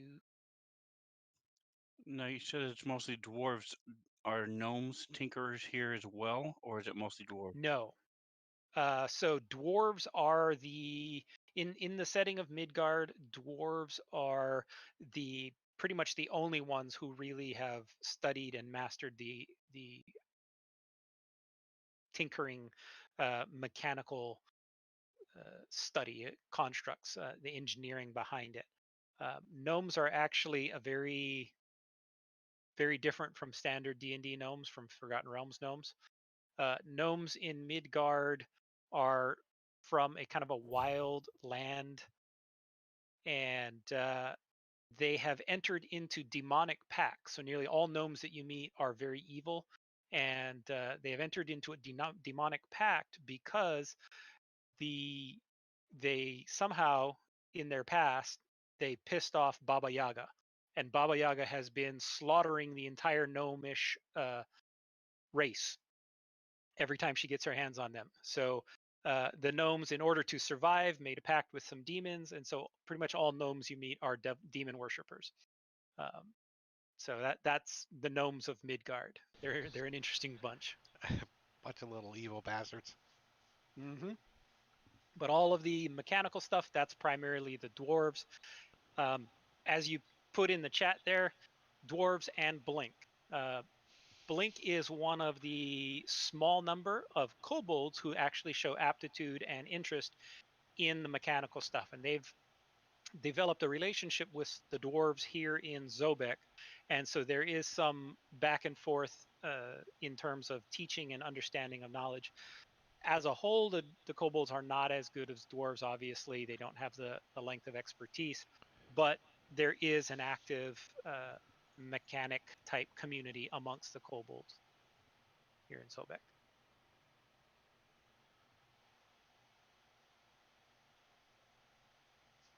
Right, so I'm gonna put you guys on a map as you guys pull into the warehouse.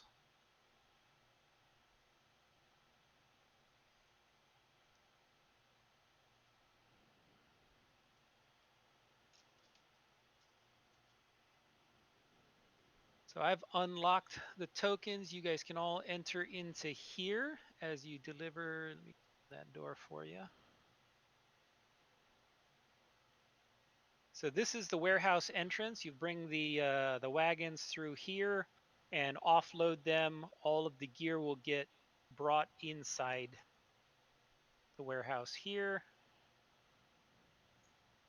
And you all can feel free to move around and explore the warehouse.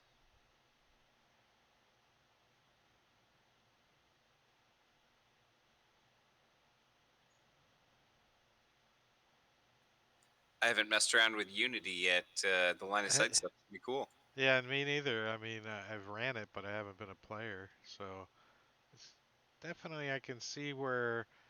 Did you do this map, includers? I did the occluders, yes.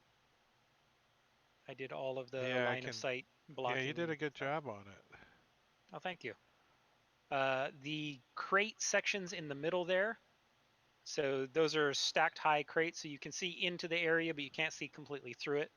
That's the idea where they're set up as terrain. But once you're inside it, it's like you've climbed up on top, so you can see out in any direction. Oh, wow, cool. Yeah, Dick Pick definitely wants to make his bed or post right here by the door, hidden by crates. I also would like to be up on some crates, get a good view of the area, and kind of hide a little. Okay. There's also rooms here and here, and Ivan instructs you to store the rugs in here because of their value. This is the more secured location within the warehouse. The walls are thicker, there's less entry points, and so they store the more valuable items in here. And then the other room is the common room for you to hang out, eat dinner, and stuff like that for workers there at the warehouse. How big are these doors? Is there any value in hiding them behind crates, or is it not that big a deal? So these, which doors? I'm sorry, Let me draw a pointer. these doors? Yeah. That's a 10-foot wide. Oh, okay. Yeah. So that's a it would big be set work. of doors. I'd like to kind of search the room where all the stuff's going to be stored, just to make sure there's not any other secret entrances or something like that that we'd have to guard. Okay. Go ahead and give me a investigation check.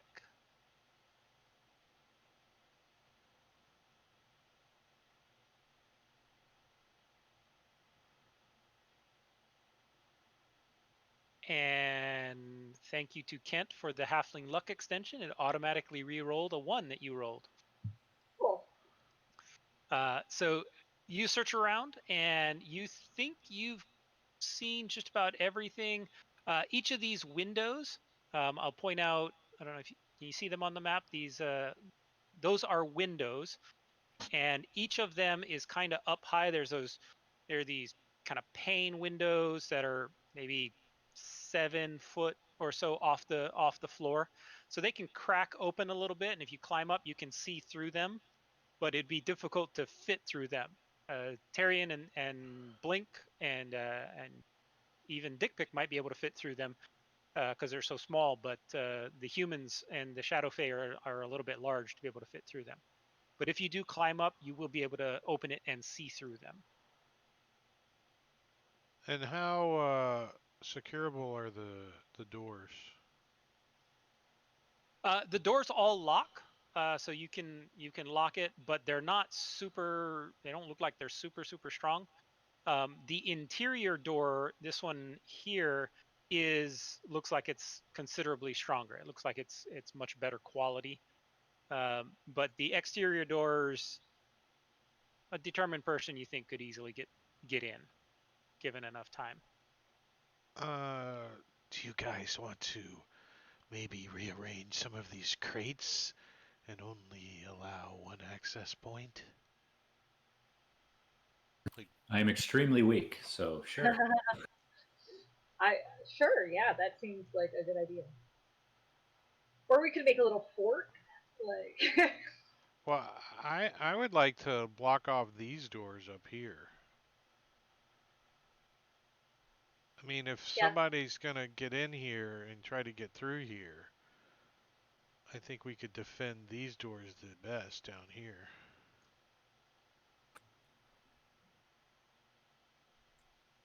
Makes sense to me.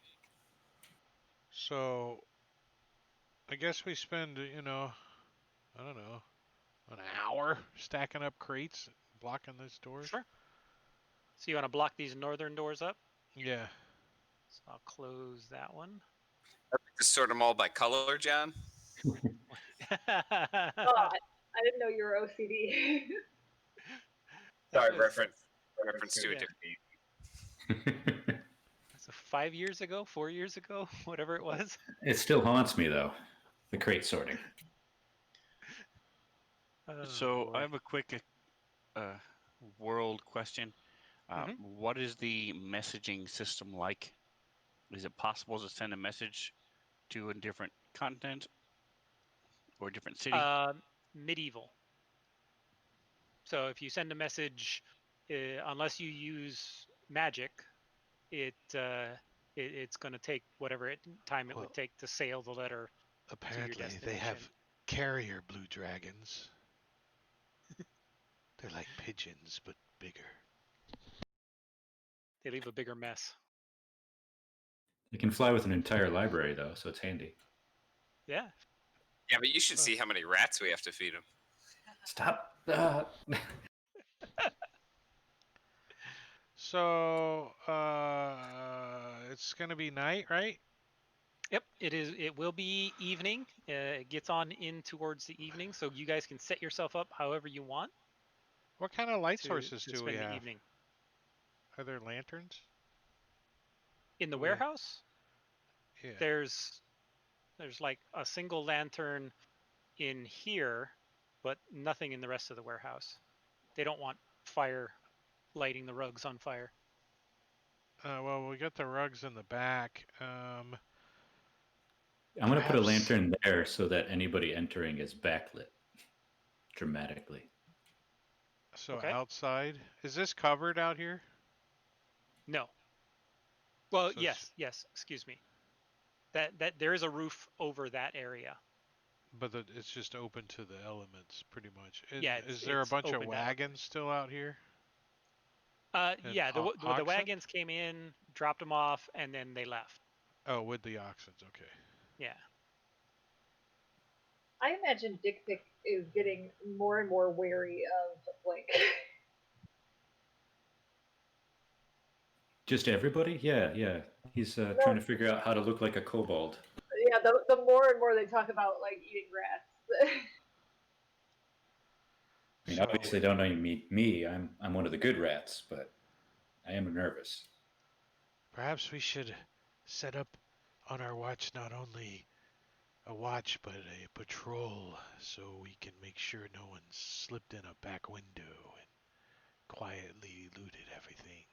That's what I would do. I like that idea. You can like some people watch and some people take turns patrolling. So I don't see any windows in the back room. Are there any in this back room? There are no windows in that room. That's the secure Okay. storage location. So there are no windows. The only entrance is that one door that you're there.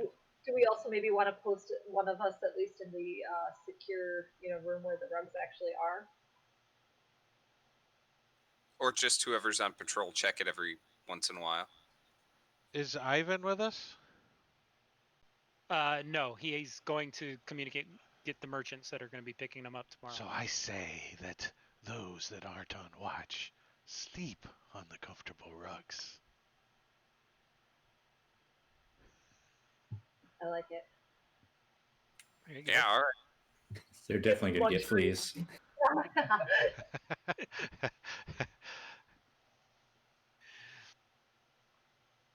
So are we gonna like double up on the watch or just do a single watch? What do you guys Let's think? double up and double up on the patrol. So we'll extend the watch and where's the party sheet? Let's quickly let's see. 1 and 2 will be 1, 3 and 4 will be 2, and then 5 and will be by himself. Yeah, like the one person sleeps while the other four kind of. The one guy without dark vision is by himself. That's not gonna work. That's not gonna work. You can have lanterns. Do I have the elven dealy dude? Do I only need like 4 hours? What? The dealy do. Oh, but yeah, The- right. The elven Roll rest, for dealy do. where you only need 4 hours of sleep rather than the full 8. I think I can tinker you up a dealy do. As long as it's not a didgeridoo. I don't see that. Fey ancestry, no. Nope. Nope. I have to get my Are removed from 6 the elves. hours or I'm cranky the next day. All right. Okay, you can so sleep the next day. I'm gonna, John. I want to cast tireless as a ritual. Okay. Um, What's that do? so I'll put it in the chat. And for all of you watchers, you might notice that some of these players are using spells you haven't heard of before. And the reason why they're doing that is because Kobold Press not only has this adventure, they've also released a product called Deep Magic, which has well over 700 new spells that's part of this Midgard campaign setting. So that's opened up to the players so that any of them that can cast magic has access to some interesting new spells that don't exist in other campaign settings. And from what I understand, Robin Remedies over on Rob's Discord is working on the effects coding for all 700 plus spells, and that will be available on DM's Guild the same way that Rob did all of the Player's Handbook spells. All right, so machine-like stamina to the target.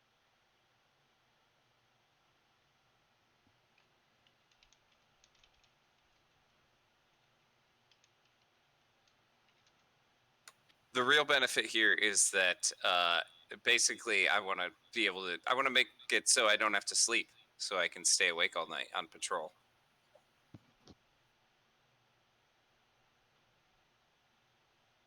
Yeah, and this is a ritual? Yeah, it can be cast as a ritual. So Wow. I thing. Actually, I don't see that in here. I swore that was part of it. I'm not seeing that. No, it is. It is. I'm sorry. It's not in the description part that pasted into the chat, but it is in the spell description. So yeah, can I actually cast that on everybody? You could. So As a ritual, you can just keep casting it. It doesn't use anything up. I want to do that then. So you like break out a brick of cocaine and start chopping it up, and everyone That's gets. basically what it is. I mean, Yeah, he's like, this is an old kobold remedy. Just take some of this. You won't have to sleep. You'll feel like $1 million. This is what they used to give the kobold slaves to make them work longer when they went Methamphetamines. underground. Yep. And there was a lot of it in the Kobold 80s. The Kobold 80s. That's awesome. Yeah, you could certainly do that. 3 times its normal speed over land. Wow.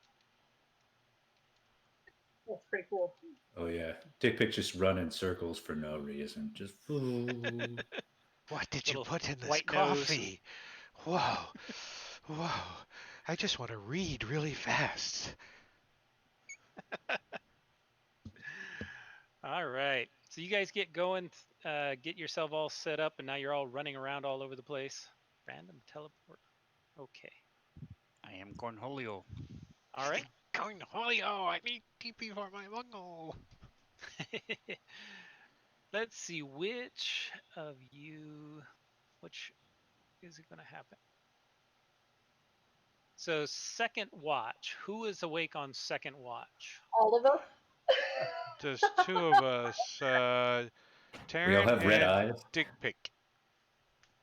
Taryn and Dick Pick. We're all shaking a little bit. So are we back here if we're not on watch? Wherever Somebody you're have some going to dice be or something. sleeping. Deck of Or cards, resting. something. How do you? And you really don't need to sleep if you're not going to have. Oh, we don't need to You're immune to sleep non-magical with this. exhaustion.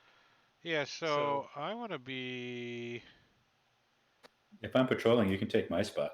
Can I be on top of these crates and actually see out of those windows? Sure. That's a wall. You can see out this window. Like that, right? Yep. And maybe out of that one too, so I would have. This is amazing. Yeah. I can open and close the window. You can? Oh, I'm not supposed to be able to? Sorry. Well, I didn't What? Yes. lock You it. have If the to drone shift is, click yeah. it to lock it. That's As cool. the- Oh, I see. But yeah, you guys can open the windows if you want to open the windows. It's hot in Like I said, here. you won't. I'm up on the top of this crate doing burpees. I do have it cracked open. This window here, I do have it, and maybe Alright, this one one by you. too. Yeah, and this one over here Okay. too. I want to set up So- right in front of these Yeah, doors. We're all up. Yeah, I'm gonna set up right in front of these doors, and occasionally, just open them and look in, just to make sure everything looks okay. But otherwise, I'm gonna start mending that, working on mending that shield, the broken shield I found. Okay. Unnamed getting very annoyed at Blink every 5 minutes, opening the door, closing the door. Opening the door, closing the door. We all look every time too.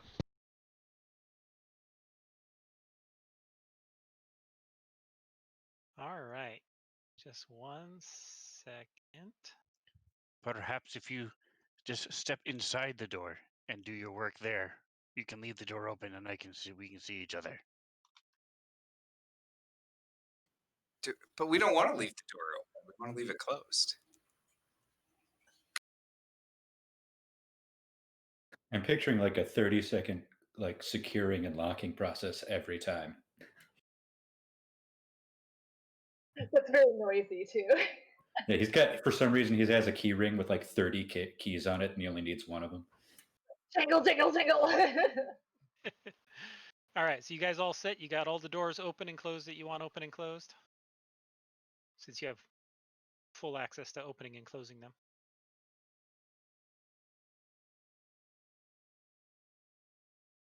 I think so.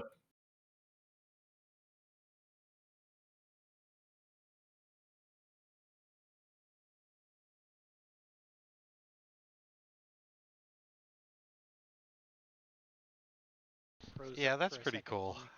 That's pretty cool. I like it. Yeah, that still is awesome. Yeah, who's going to want to break into a Kobold meth lab?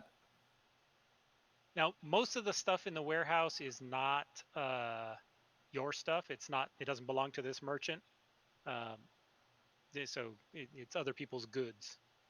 You were But keeping track of the crates, right, when we moved them?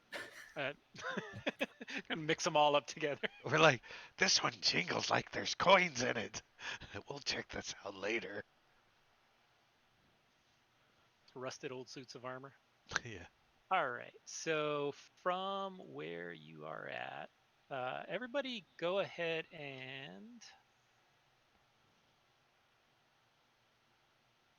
roll initiative. Damn, Blink is really on the juice. Blink is hyped up. Oh, I love this. I'm going Man. to try it while he was making it, make sure it was good. He's like, I've got really big nostrils. For all of our viewers,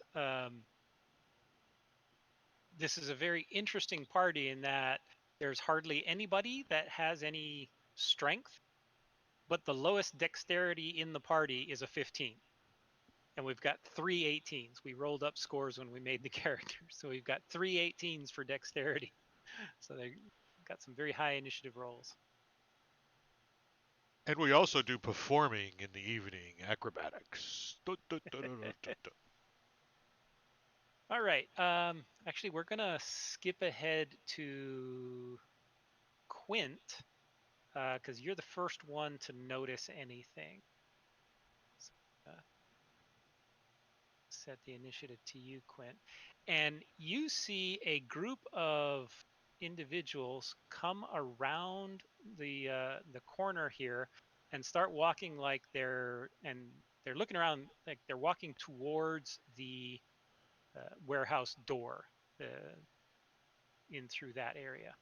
So you see these guys arguing, and this one has a batshit crazy lisp. That shit creepy. He's got his. I'm really curious what that actually sounds like. I can't do the voices. He lisps on every letter that you don't expect him to, like vowels. Like, how is he doing it? How does that work? Yeah. Are they kind of trying to like? Are they like?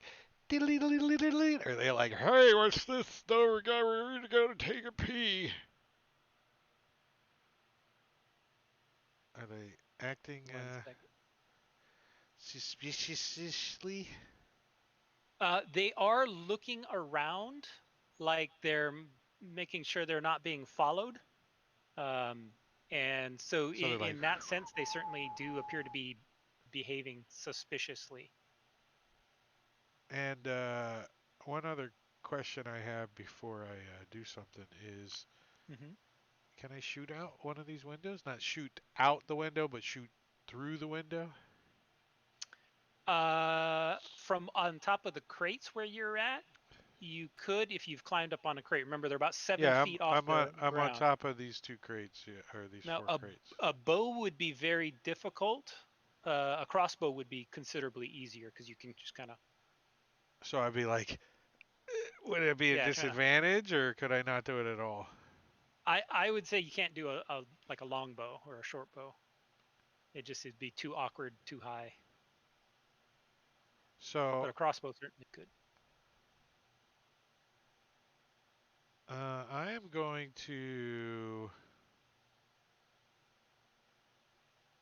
move. Now, what kind of light did you guys have on in this? There's place? a light out here. Right. On top of that crate. A lantern. You said it was a lantern? Yeah, I wanted the door to like basically blast light in, like somebody coming into a cinema late. Let us know. Okay. And I would have brought the lantern from the break room. Set it like on top of this crate here or something.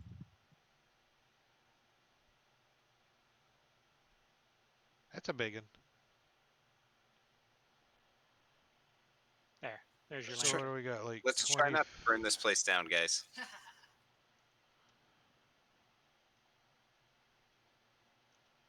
Bright light? Mhm.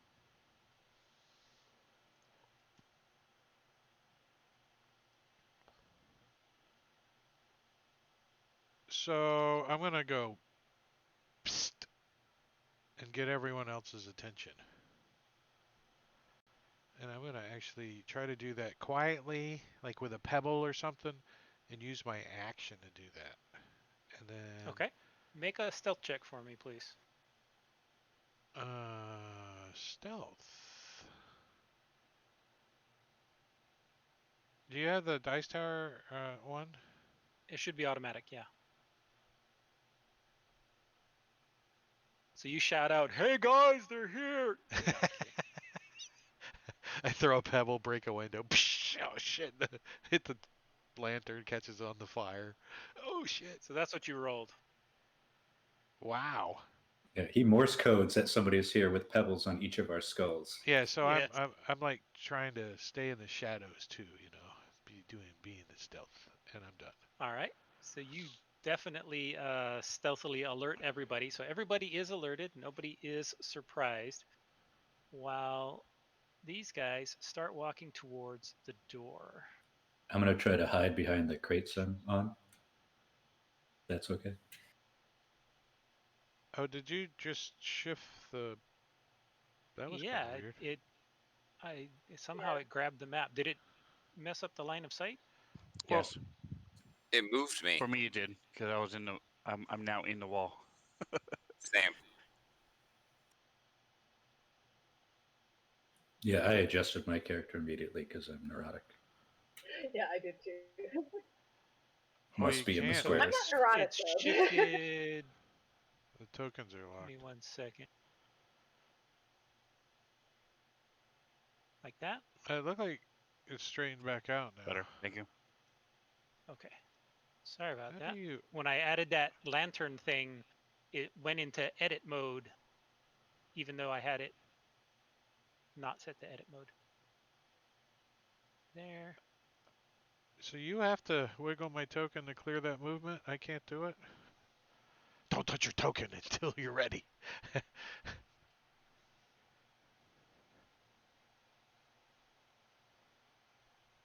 All right. So batshit crazy lift. He's coming over here.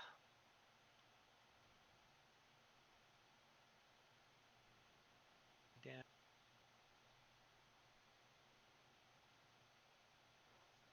That's so cool. I didn't see him until just then. See who? Batshit crazy. Oh, batshit crazy lisp. Yeah. We need to play that song. And then this guy comes from around the corner. I don't know if you'll see him or not. Hey, Jen, Yeah. my light got all screwed up. I don't see anything. But Yeah, you Try should. re-clicking on your character.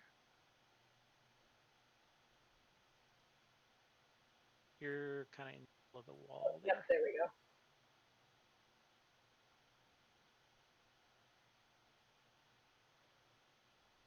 You really shouldn't see anything because you don't have line of sight. No, but Yeah. I couldn't see any of us even. Oh, She was embedded in the wall, and so it was blocking all of the vision. when your head's in the wall, that's what you see. Nothing. And you see another person go walking by. They're dressed up all in robes and carrying, I don't know, it looks like a mace, maybe some holy symbols. Cultists. They're cultists. Walks by. And you definitely see this person is very quietly issuing orders to the others.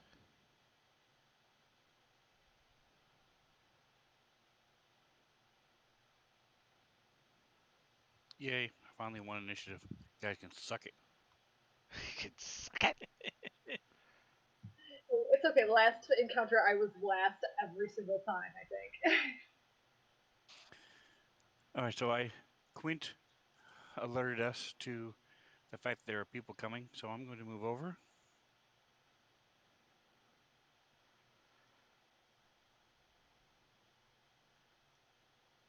says, So there. there are Yes, people and I'm here. done. Sorry. There we go. So I can see Tyrion. So again, I'm going to be holding my holy symbol, whispering, and a light comes down onto Tyrion. All right.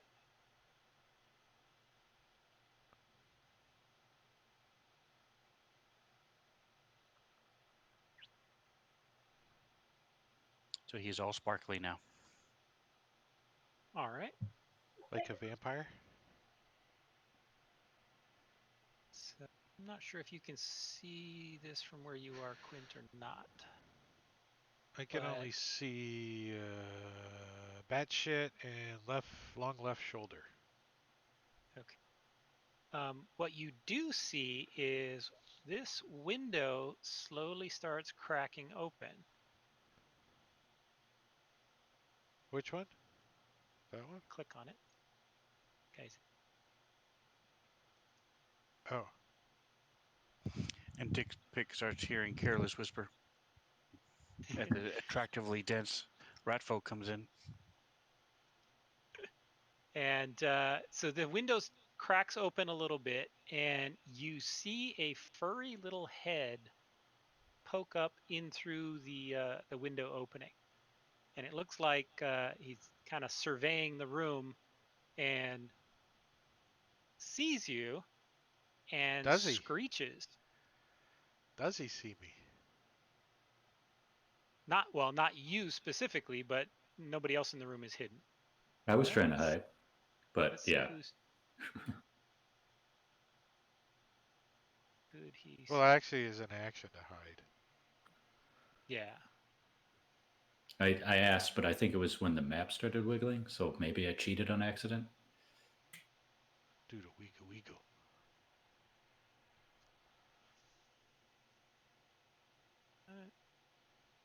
Yes. We do have a pretty bright light too, right? Like, Well, the light was only on this lantern, right? no, Did you set up a lantern inside there too? yeah. Yeah, we took it from the break room, the one that was in the break room. Okay. Put it right there on that last.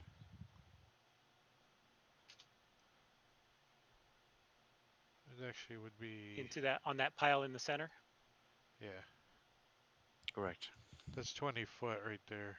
Oh, look at you.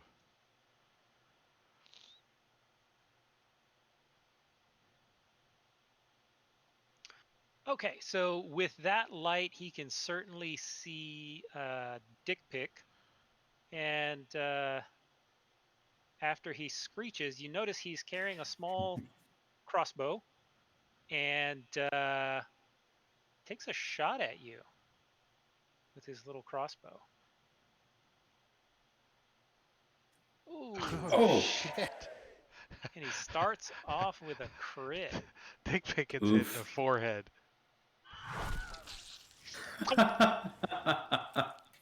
14 As points of damage. That's your Dick best Pick shot. goes down. He's done. Oh wait, he 1d4 reduced that, right? Roll a d4. No, Oh no, that's that was Yeah, that was Tyrion. to me. Oh, I'm Tyrion. definitely dead. You're dying. You're dying. Well, Quint is going to take a shot at that guy with his bow. Am I hidden to him? Do I have the advantage? Yes. So I will try to shoot him in the head too with my short bow. And That's a hit. doing sneak attack. And I All did right, 14 points of describe that. damage to him too. So he like crawls in and he stands up and he like shoots his little crossbow. And I look back and I see Dick Pick fall over just with an arrow stuck in his new tattooed ear. And and I'm like, and I pull my bow back and I shoot through his crossbow, and it breaks and shatters, and all the shards hit him in the face, and he falls out the window. Thud, or in the window, whichever way he was. He was leaning in, so he'll fall down in there.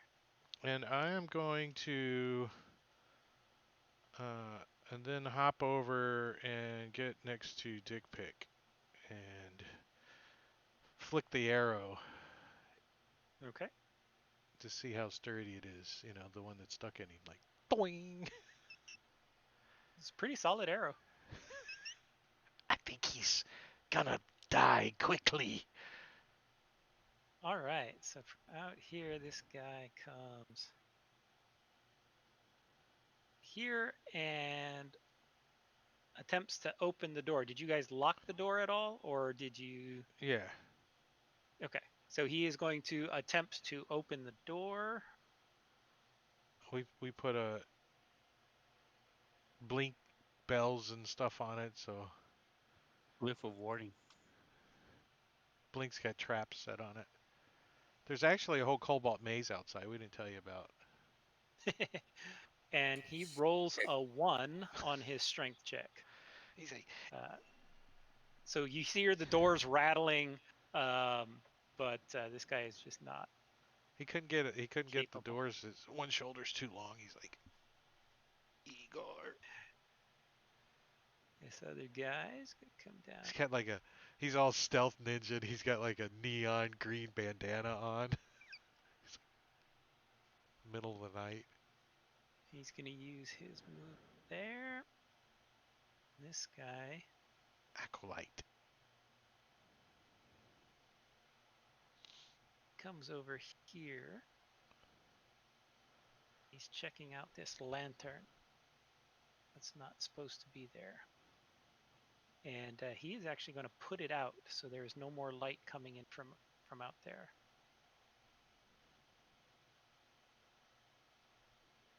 That was poor planning. Do these look like humans? Yes. Well, the people that you see, the bandits that you see, certainly look like humans, if you can see them. You can't see the acolyte yet. The one that came through the window was most definitely not a human. It looked sort of like Dick Pick's cousin.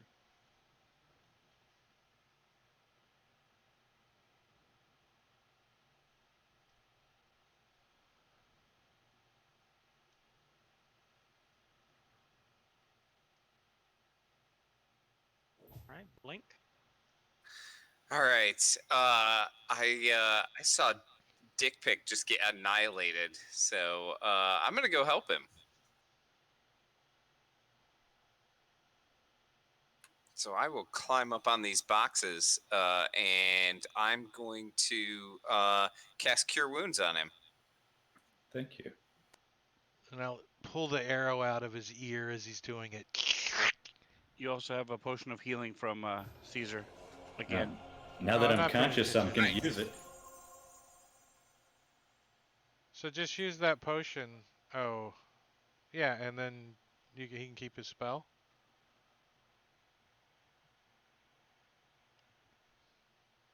Matt? Yeah, go ahead and use both. Oh, he's using both. Okay, cool. So the Cure Wounds and the Potion of Healing from the chat. Did that not get applied to you? It didn't Yes. have himself targeted. He should have 1 There you point go. of damage. Sorry No, about you that. should be Or not. fully healed. There you go. Dear, I can't do math. So you pop back up thanks to a mystical healing potion that magically appears inside your stomach. Fully healed. I hand him the crossbow, or the arrow that's got part of his brain still on it. This is yours. Nice. I Go ahead carved and my put little that back icon on it. Blink drools a little bit. Tarian. So I'm gonna ready an action for when somebody comes through this door, and I'm just gonna get my battle axe up over my shoulder, and I'm gonna be muttering to myself, "Get angry, get angry." And the rest of you guys kind of know by now that Tyrion is not super great at getting like angry enough to go into his rage. So you guys have to try to help him out a little bit and like yell words of, you know, not encourage. Well, it's not really encouragement, but you know, to try to help Insult? him. Yeah, Like, right. You like, know. Piss Oh him off. no! like Yeah, you have dodge, to try to help Dick me. You have to try to help me get angry so I can like get dodgeball. Get Yeah. mean. Get angry. angry. All right, and then I'm gonna, wait till somebody busts through this door. Okay. They killed the rat boy. Get angry. I think I'm just going to stand up or get up and then ready in action to shoot anybody who comes through the door that isn't my party. Okay. He got better.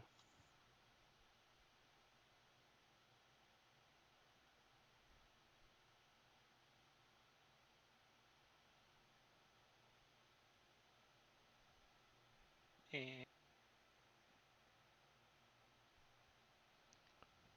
you see the window to the north here open, and another little furry head pokes through, and a crossbow bolt comes flying across the room at the unnamed.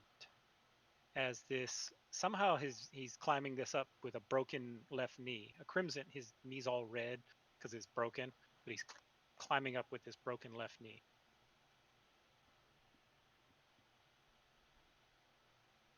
And he Oh. hits. Okay, so as that happens, the holy symbol that I had been holding glints off the lantern's light and reflects off the window that he's trying to peer through and causes him to have to re-roll that. Okay, that's that same spell. Is that one a reaction? Yes. Cool. Range of 100. Yep. And he So failed, so he yes, he has to roll it again. fails, so he'll shoot you again. And this time it bounces off your armor. So that was a very effective use. Nice. And Bat Thip Lazy Crazy Lift. That's it. Crazy. He's gonna come over and try and open the door. So Roll a 1 again. We'll try. Nope. Rolled a 3. Huh. That's pretty close. Does that trigger Dick Pick's Rattle, reaction? rattle, The- No, rattle. because Well, these guys are still outside the door. Oh, okay. None of them have come in. But Dick Pick does know that there's somebody up there now, though. yeah, I'm going to try to move to get a view of him. Okay. All right, and then I'm going to. Can I shoot my longbow at him, or is the crates blocking? I'm not real Can you sure. see him? Yeah, I have. Okay. Okay. Yeah, you can shoot at him. His head's poking through the window, so he's fully visible.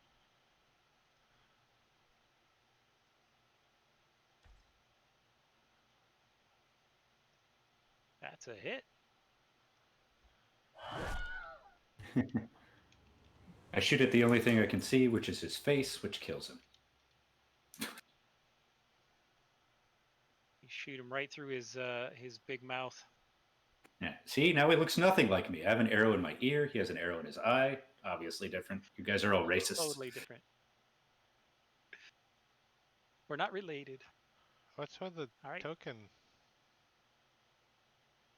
What's that? Did you? I'm seeing a big arrow with a token. Drug. Movement. Somebody's moving 80 feet. I don't see that on mine. Huh. I see it as well. Way up outside of the map on the Yep. north. Where is that origin coming from? It's Right yeah, this square here. Wait, we need more arrows. And it's pointing into this square. I put a screenshot in the Discord if that It helps. looks like a token with a little sword and a bow on his back. I don't know what that is. There's the bandits there, but none of them move there. Maybe just wiggle them all? That's what I'm gonna do. Yeah. There, that one. Yeah, that's better. Tech support is so stupid. Did you reboot? You have to reboot. Try turning it off and on. Try wiggling it. It's the technical solution. We need to submit that to Moon Wizard. When I was in the army, I used to Technical actually troubleshooting. prescribe. Did you tap on it pretty hard? I mean, it's army equipment, so. Did you hit it with a hammer? Nah, not quite a hammer, but I was in an engineering unit, so sledgehammers were, around.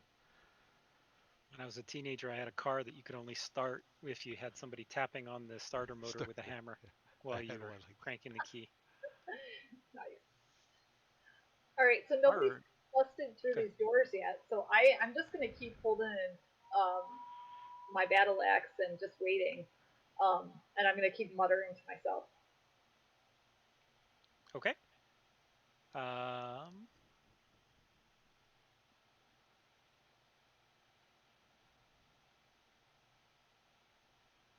All right, so this guy, he's going to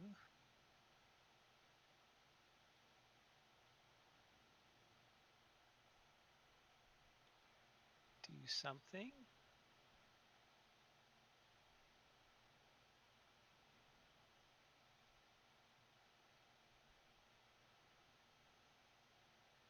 And colorful bandana.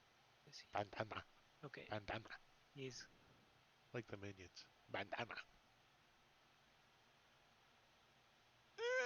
so this one on his first roll, you guys can see those. Yeah. Yes. The second and third were not supposed to be there, but on his first roll, he manages to use his strength and he tears open the door, and the doors come flying open. So Tarian, you get to use your reaction as you now see the doors open up, and you see these bandits in front of you. Okay, did they come in at all? Or? No, he was using his entire action to try and wrestle with the doors and get them open. Okay, so I'm gonna leap down.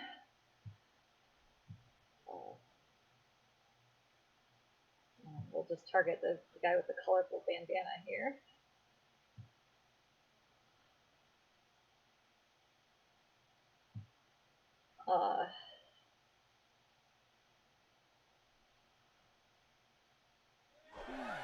Nice. Ooh. Nice. All right, describe that. All right, so my battle axe just slams right through his head, and his skull kind of even splits apart a little bit, and just blood starts squirting on the guys next to him. And I put both, hands on my hips and do a nice cheesy grin at all of them. Is the bandana okay? Because I was going to call dibs, but if it's ruined, I don't want it. Oh yeah, no, it's just split right in half. It's also covered in blood. I don't know how you feel about that. I don't care about that. Yeah, that adds to the mystique. I like my clothes to crunch. All right. Very nice. So now it is long left. What is a long left shoulder? He like hangs down. It's like Igor. Igor. It dislocated and he knows enough to like put it back in place. So Mr. Long Left Shoulder sees this terrifying barbarian jump down in front of him and just slaughter his companion. So he pulls out a scimitar and tries to stab you with it.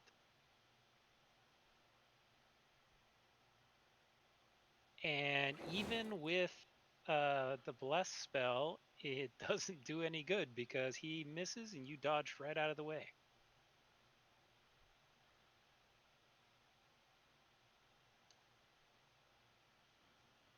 All right, these crates here by the door, they're oddly colored. How high are they? Which one? Oh no, we sorted them by color. You missed that. They're a single layer, so probably 3 feet-ish high.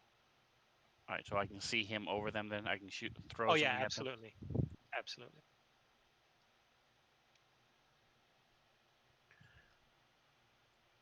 All right, so this is the first time you guys even know. He all of a sudden flicks his hand forward, and there's shuriken flying forward toward him.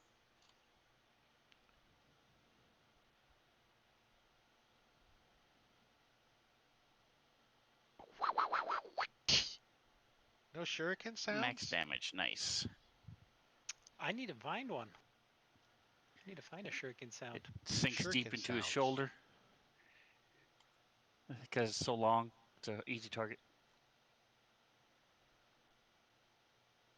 Oh, You were sweet. aiming for his right shoulder, but it's all left shoulder. So Quint wants to move up and get like up here on top of these crates, and maybe can he see out that way? I don't know if the Yeah, it was like terrain. It's pretty cool. Yeah, you can from on top there. You can certainly see down towards where the door is. can I get a shot on the long left shoulder guy? -2. Yeah, Up no, the high. door's open. There's a Tyrion's a little halfling. guy. So yeah, you can shoot right Oh yeah, over you Tyrion. can see over me. No negatives. No negatives on that one. All right. The bandits are standing like 3 feet taller than the halfling. And it should give me if I hit. Let's see if I hit first. Twang. I forgot to link the sounds. I missed. I missed. Arrow goes flying by and sticks in the wood right behind him. Damn it. And I think I am going to move back over to where I was for now. And end my turn.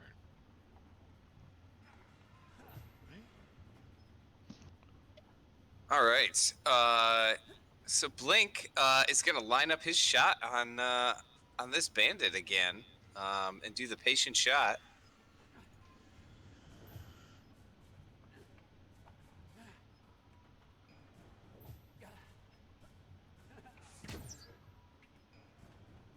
It's a hit.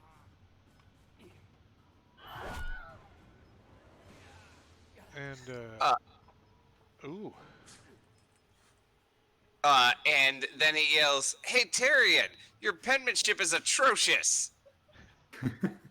And with that, Tarian, Remedies, the other Robin in the community, bought you a random magical item. That's pretty sweet. All right, let me pull that up and I will roll it.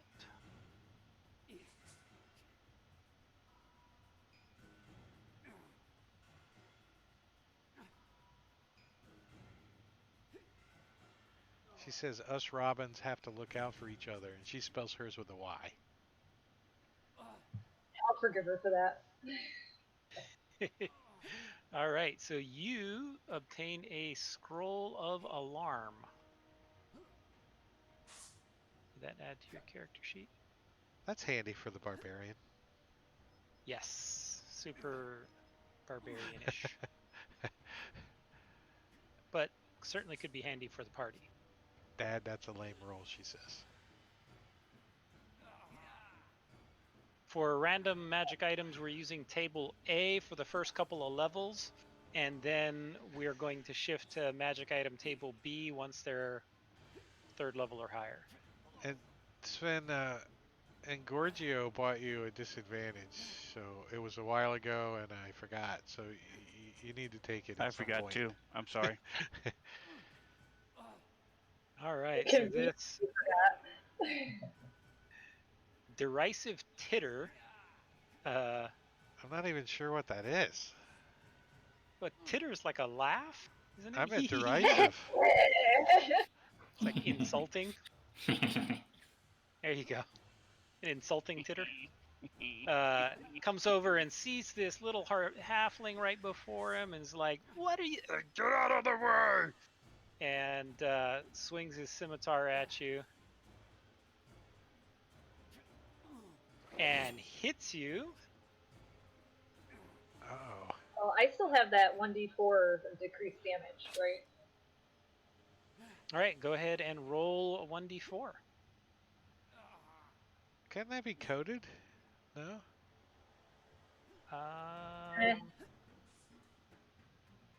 You'd have to do it every time because it's 1d4. Yeah, because it's a rolled thing. I don't know if damage accepts negative, like the damage code. No, that wouldn't work. Just a little sparkle that time.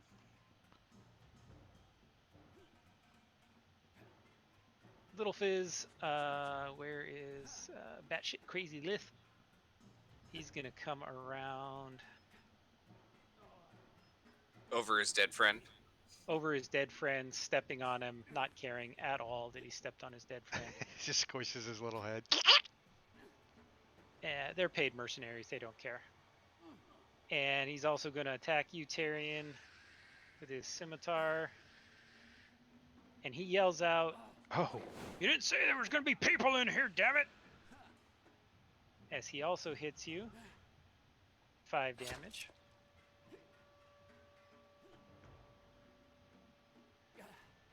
When?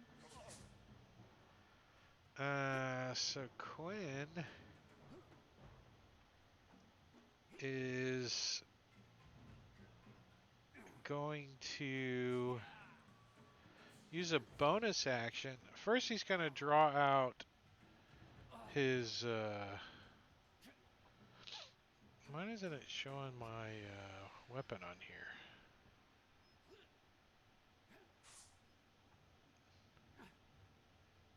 Oh, let me equip it real quick.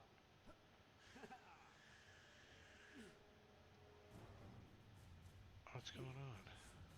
There it goes. He's going to draw out his short sword, leaving his bow behind. And he is going to step into the shadow world and use a bonus action. And you dropped a longbow or a short bow? Yeah, my short bow. And step out behind this acolyte out of the shadows now that it's dark out there and try to jack him in the ribcage with this short sword of mine. It stopped your movement because of line of sight, which doesn't apply, so I'm just going to manually move. And do I have advantage? Did I sneakily do it? Go ahead and roll a stealth check. Well, that's if I'm. that would be an action. Oh, is that an ability? Wait, My shadow what's the step? ability? Can you? Yeah, let me just take a look at it really quick. It is my. I do Traveler Misty in Step. Darkness. Oh, Misty Step. Yeah. What is it applied to Misty Step? Yeah, but I'll give you advantage. I'll give you advantage. Pop it in there. And short sword on the acolyte. And you hit. And even with a 6.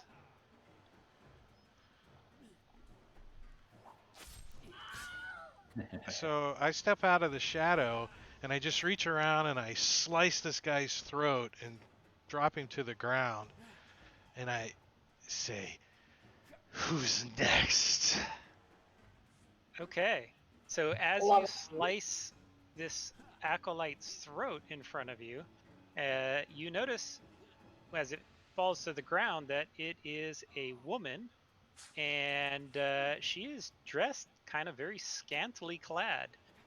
Beneath her large red robe, she's dressed in very, very little clothing. And it's like bright red leather.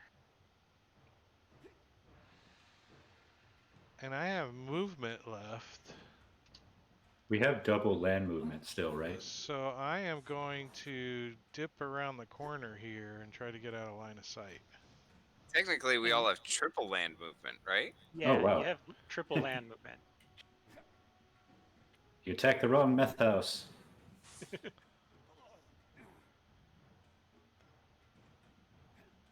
And I'm done.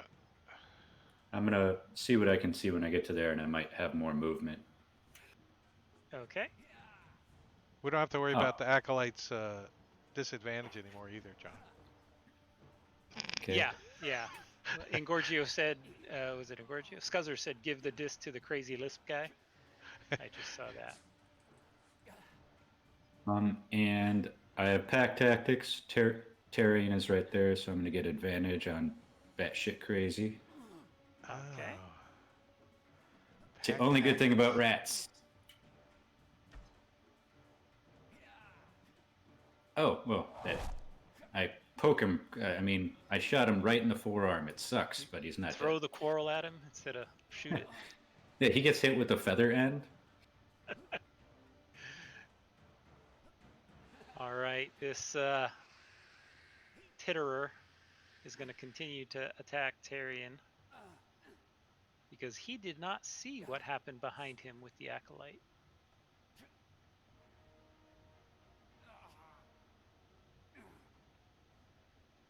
As Tarian dodges out of the way, his scimitar thunks into the door.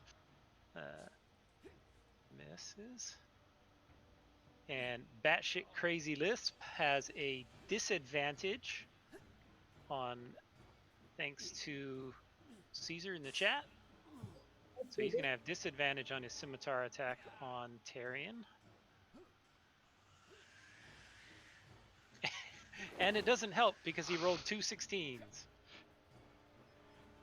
So he does hit Tarian with his scimitar for a whopping 2 damage. What was that save? It was a mistake. Sven? Okay. And So he did did a whopping 2 damage there. Just kind of barely grazes you. does it piss him off enough that he starts to rage? Get mean! No, Blink telling me my penmanship was atrocious was enough to push me over. I'm really self-conscious about that. He knew that.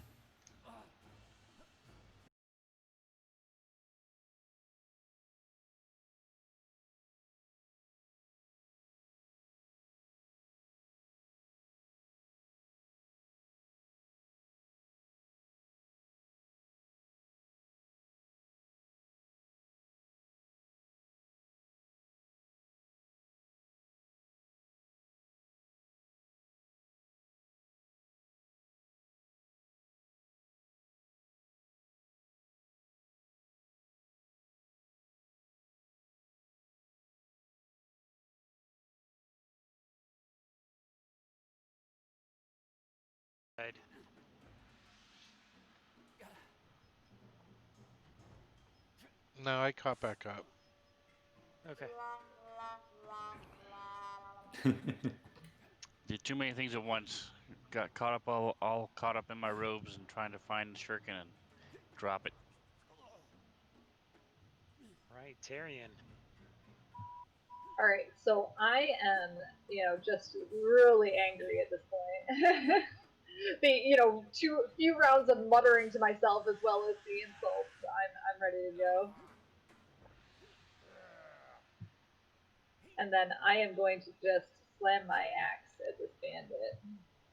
All right.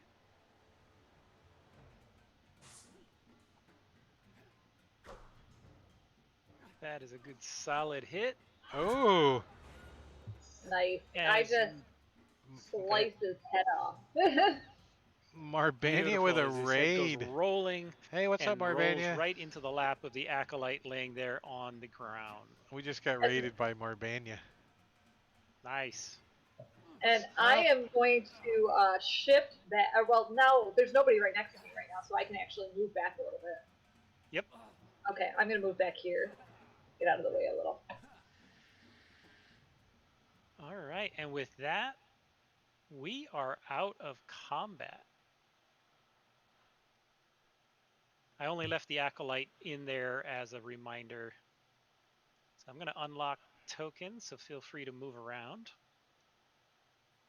I'm go gonna move over to the acolyte and and check her out. What? I'm gonna cop a feel. Search her.